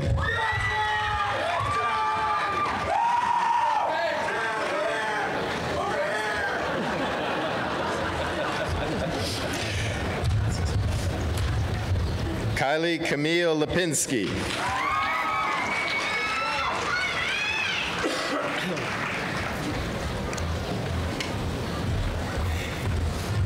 Emily Ruth Lipman.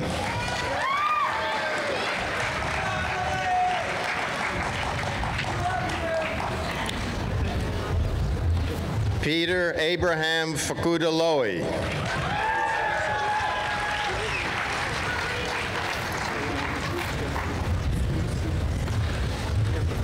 Christine Elizabeth Long.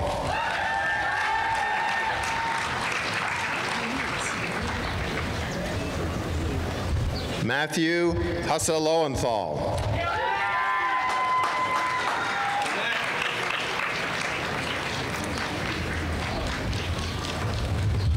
Haley Alexandra Lucas.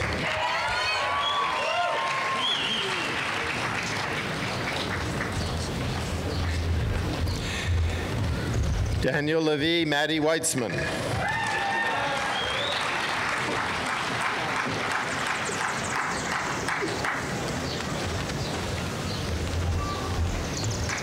Thomas H. Mahoney.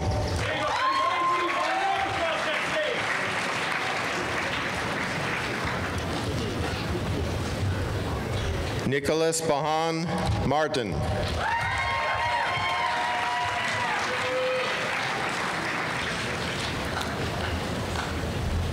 Kamai Amrit Martin Kirkland.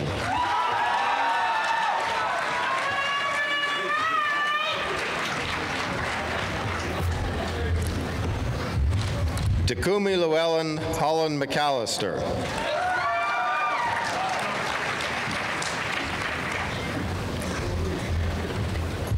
John P. McClure, Jr.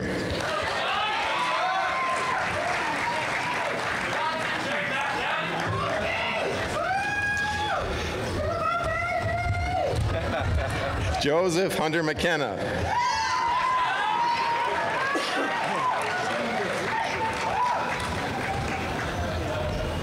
Catherine Carson Meehan.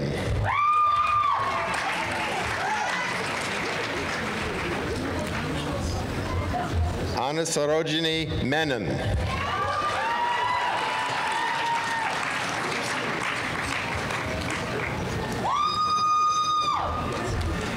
Joel Michelle.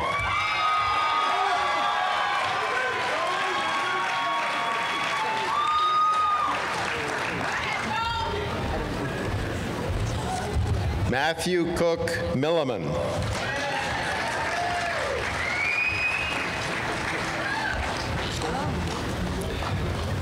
Lawrence J. Miller II.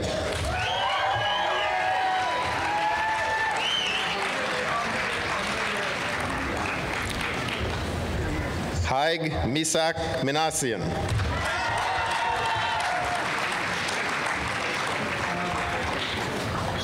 Molly Minden.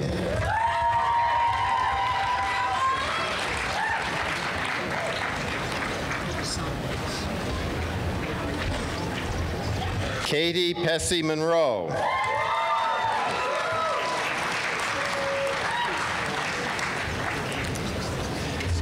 Juliana Rose Morgan Trossel.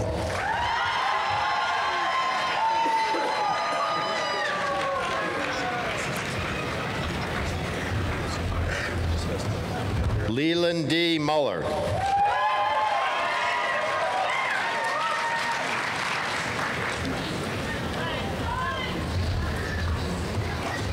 Catherine Nieves Mundell.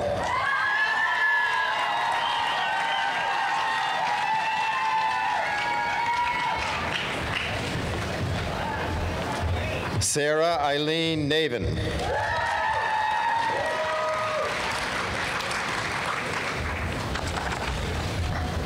Lisa Neidich.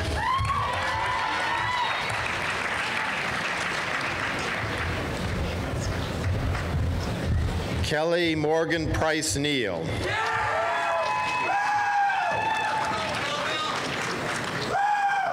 In absentia, Ann Nelson. Danielle Jingyi Niu.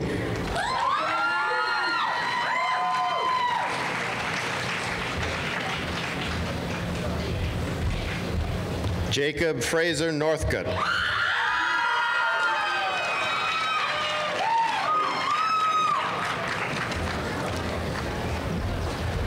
Abigail Shira Novick.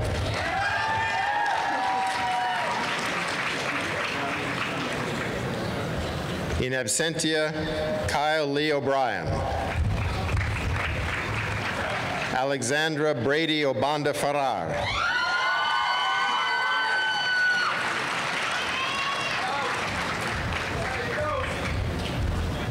Edward Suchul O.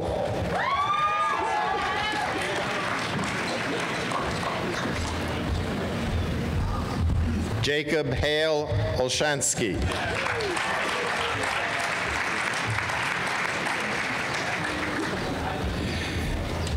Jennifer M. Ortega.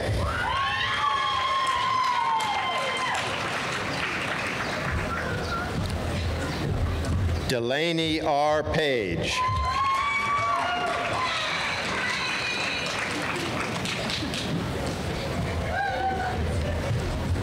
Ingrid Adelaide Pancoast.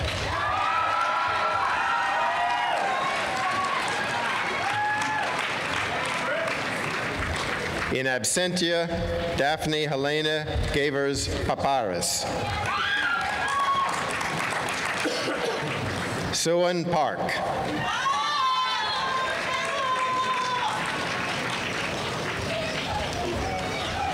Omar Gomez Pedraza.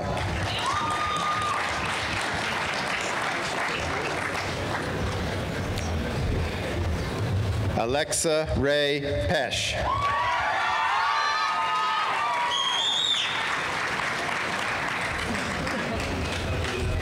Yen Min Fan.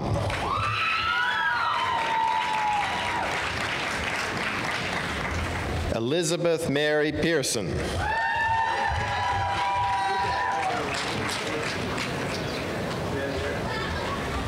Marisa Kasuda Plowden.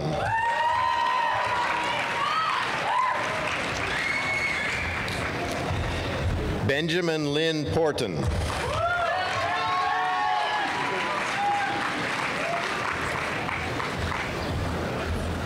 Mary Alice Postel.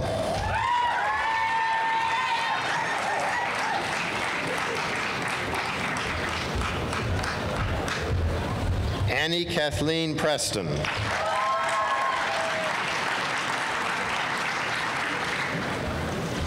Julia Catherine Pringle.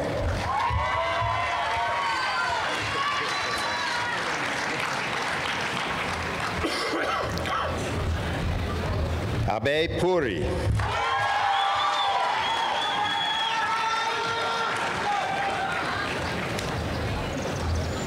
Laura Isabel Ramos Falcon.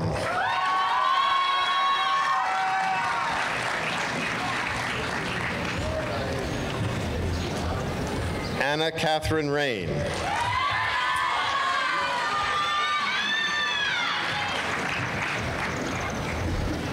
David James Restrepo.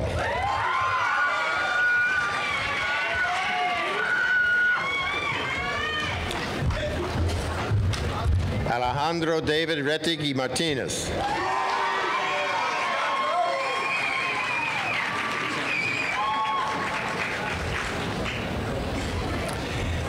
Emma Elise Brown Richards.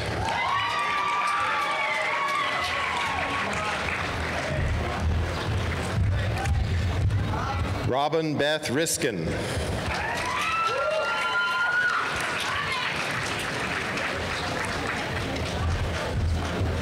Simon Jeffrey Robertson.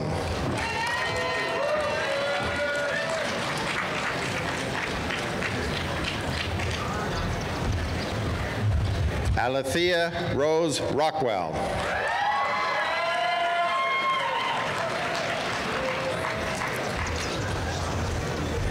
Caitlin Anna Ross.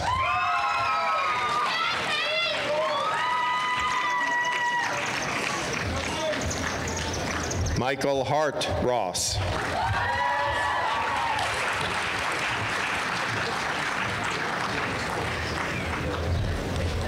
Ryan Matthew Rubio.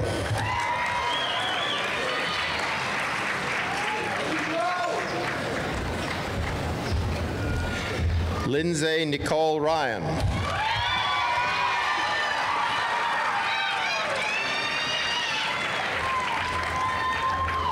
Peter Mackenzie Saki.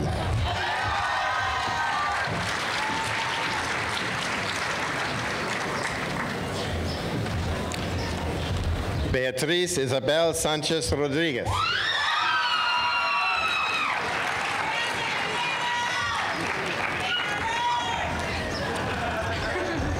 Christine Sanchez.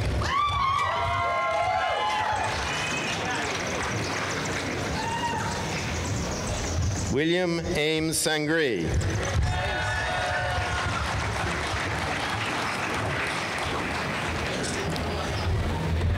In absentia, Colin Lily Sarafin. Elena Maria Satin Lopez.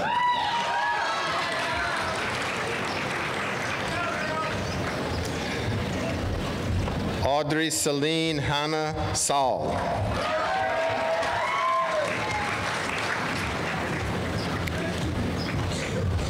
Daniel Patrick Scanlon.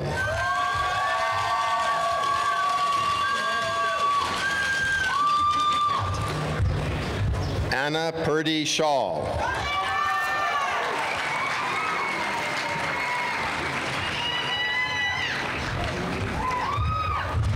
Jennifer Nicole Schmidt.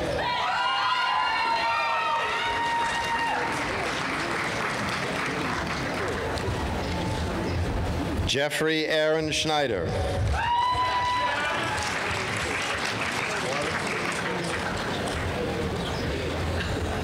Timothy Edward Schock.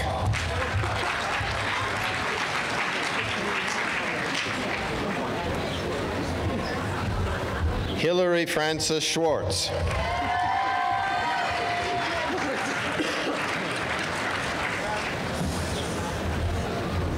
Jacob Thomas Seeley.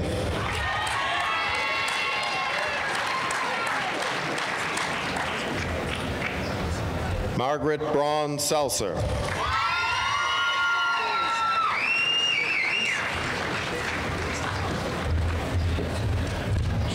Nathaniel Sonny Sergey.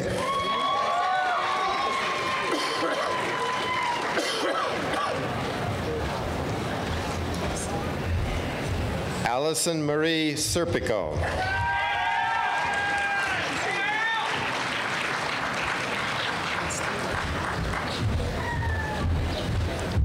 Karan Samir Shaw.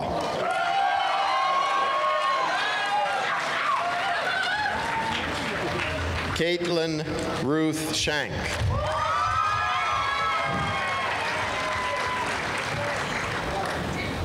Quentin Cox Sherman.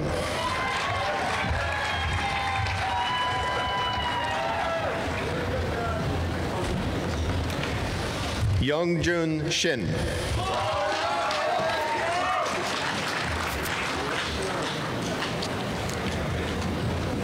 Hannah Rose Silverblank.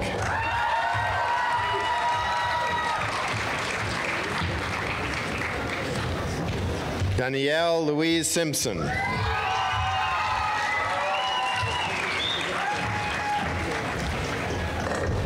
Julie Rose Singer.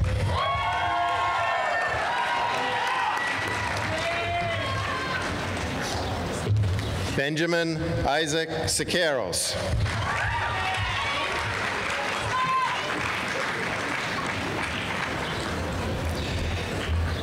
Cecilia Blair Cizo Roberson.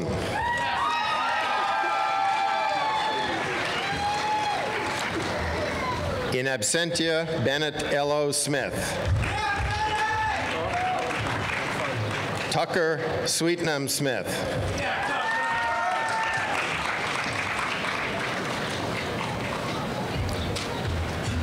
Faraz Ahmed Sohail.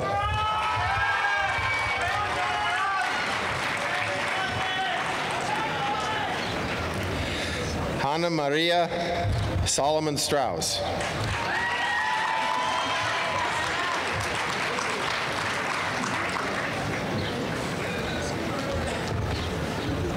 Alexander T. Spiliotis.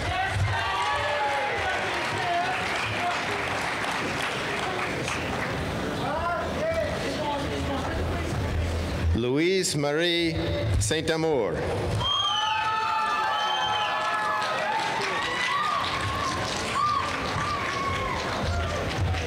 Emily Michelle Steiner.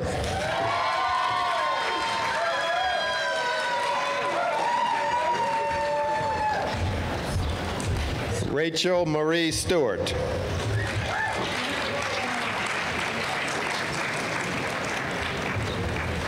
Amelia May Stillwell.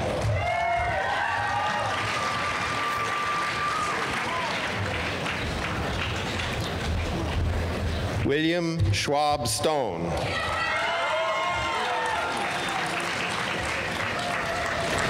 Samuel Thomas Strauch.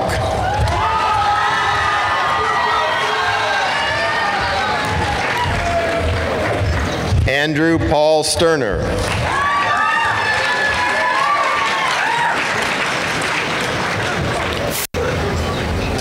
Olivia Conant Swamley.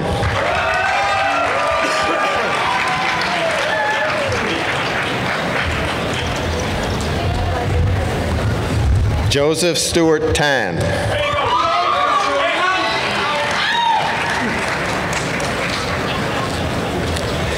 Kristen Shi-Ying Tan.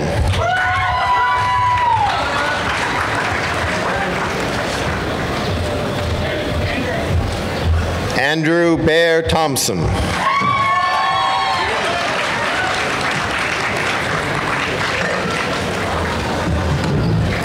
Kevin Thornton.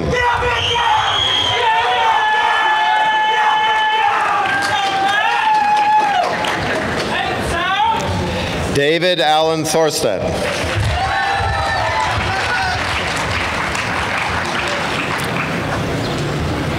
Robert S. Thorstad.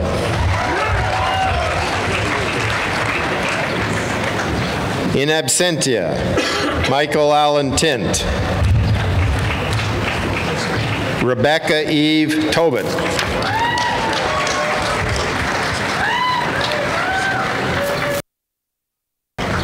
Caitlin Quinn Tranquillo.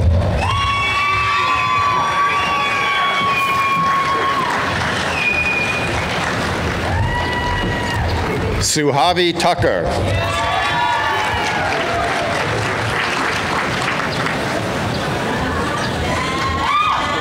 Jennifer Giselle Valdez.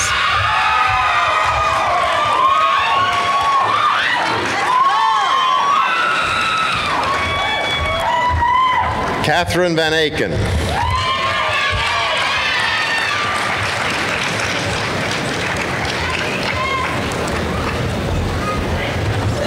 Lucas Charles Van Meter.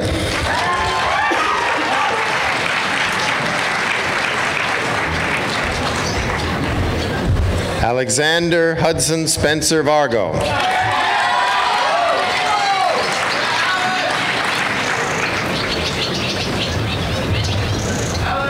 Cassandra Jasmine Vega.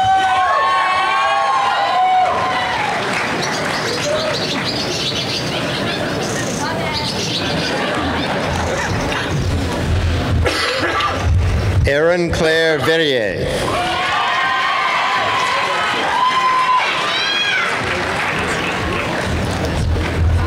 Alice Rose Viano.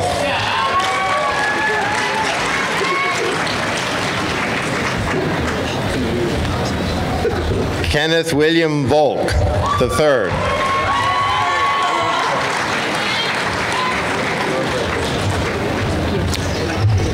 Alexandra Meredith Wacker.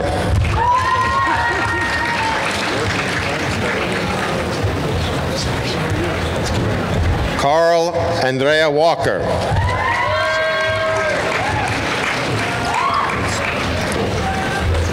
Maya Elaine Ward.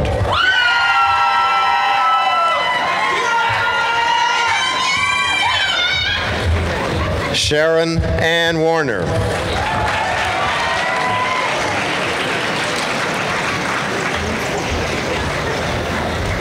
Lily Antoinette Warnke.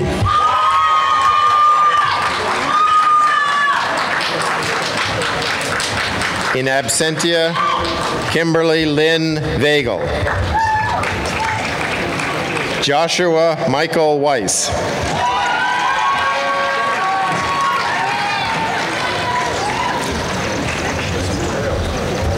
Matthew David Weatherall.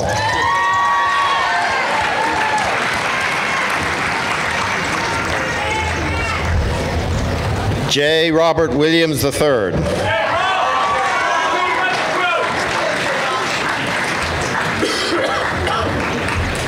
Jonathan Holter Williams.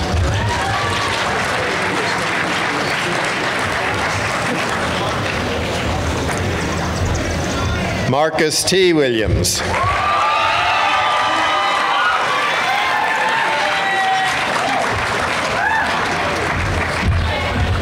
Elizabeth Wingfield.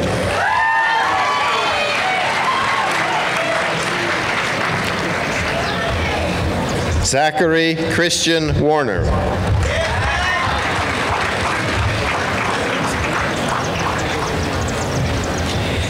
In absentia, Alex Elizabeth Wright. Catherine Olga Wiley.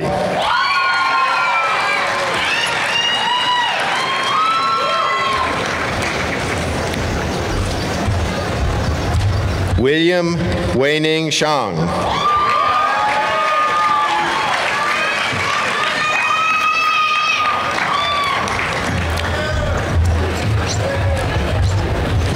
Rengyi Xu.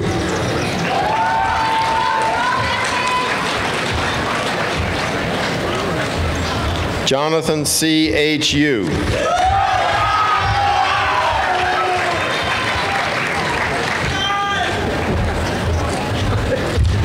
Bamnit Jonas Sagai.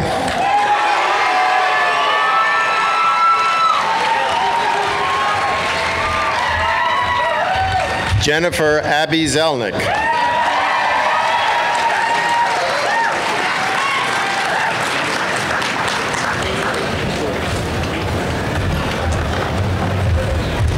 Bing Dao Zhang.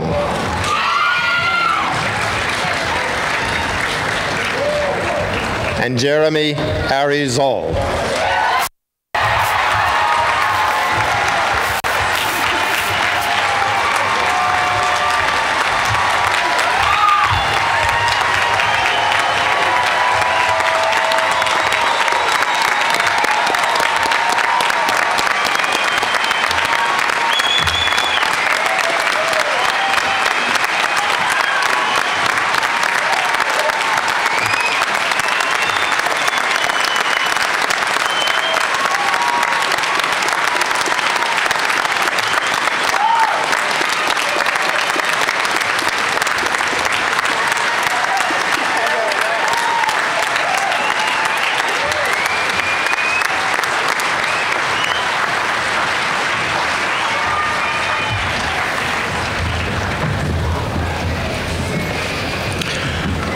First, to my good friends in the class of 2012, a heartfelt thank you. Know that I'm deeply touched and humbled by the great honor of being asked to make a few closing remarks today. And know that few is the operative term. As you've been sitting in the hot sun long enough, the honorees have spoken, and you have, after all, received your diplomas. So this is it. You may not have considered this, but it isn't easy as you might imagine to let you go. How you are regarded as you are about to head off to the four corners of the globe. Harken back to those moments in Ryan Gym right before the commencement exercises began. I have a secret to share with you today. That's my favorite part of commencement. When the faculty marshal asked the class to rise, in front of you burst into applause. This never fails to bring a chill to my spine or a tear to my eye. That moment, as we face one another, carries with it such depth of feeling and meaning. The cheers for you carry with them our congratulations on a job well done, pride in your achievements, knowledge of all you have to offer, our anticipation for all you will accomplish in the years to come, pride in the fine human beings you've become, and the deep affection we have for you. I'm always struck by how long the applause is sustained. Clearly, this is because it takes that long to fit in all of the feelings and hopes and dreams we have for you. I also believe that we hold on to that moment because we know deep down that when the applause subsides, Founder's Bell begins to toll, and you start walking out the front door of Ryan, that this is the last time we will all be together like this in one place. But we've had you long enough. And while you've asked me to share some parting words, what is there really to say that has not already been said by everyone who stands or sits before you today and over the past 4 years? We are able to release our hold on you because we've given you all we can, and you've given us such a great deal in return. Haverford is within you. You will take Haverford with you wherever you go. And as you've made your mark here, you will always be among us, and you will not be forgotten. You'll always be a part of this place. The bonds that have been forged between us are enduring. They are for all time. Yes, it really is now time. We know what you're capable of, and that you have it within you not only to make your way in the world, but to make it a better and more just place. Scarred and yet still hopeful world desperately needs you. So now, with our affection, respect, and admiration, keeping in your mind's eye that special moment in Ryan Gym, let the light that shines within each one of you lead you on the path to a long, healthy, and happy life of principle and purpose, a life that embodies and speaks these ideals. The world is waiting for you. Let's not let it wait any longer. Thank you.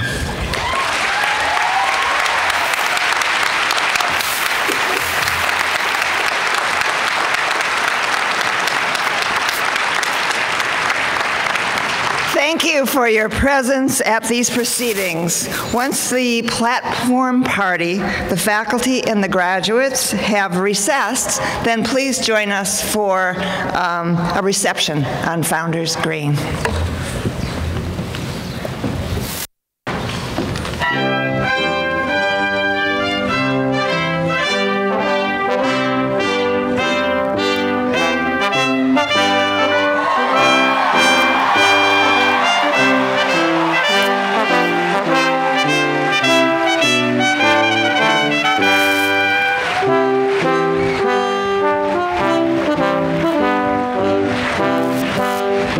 Wow.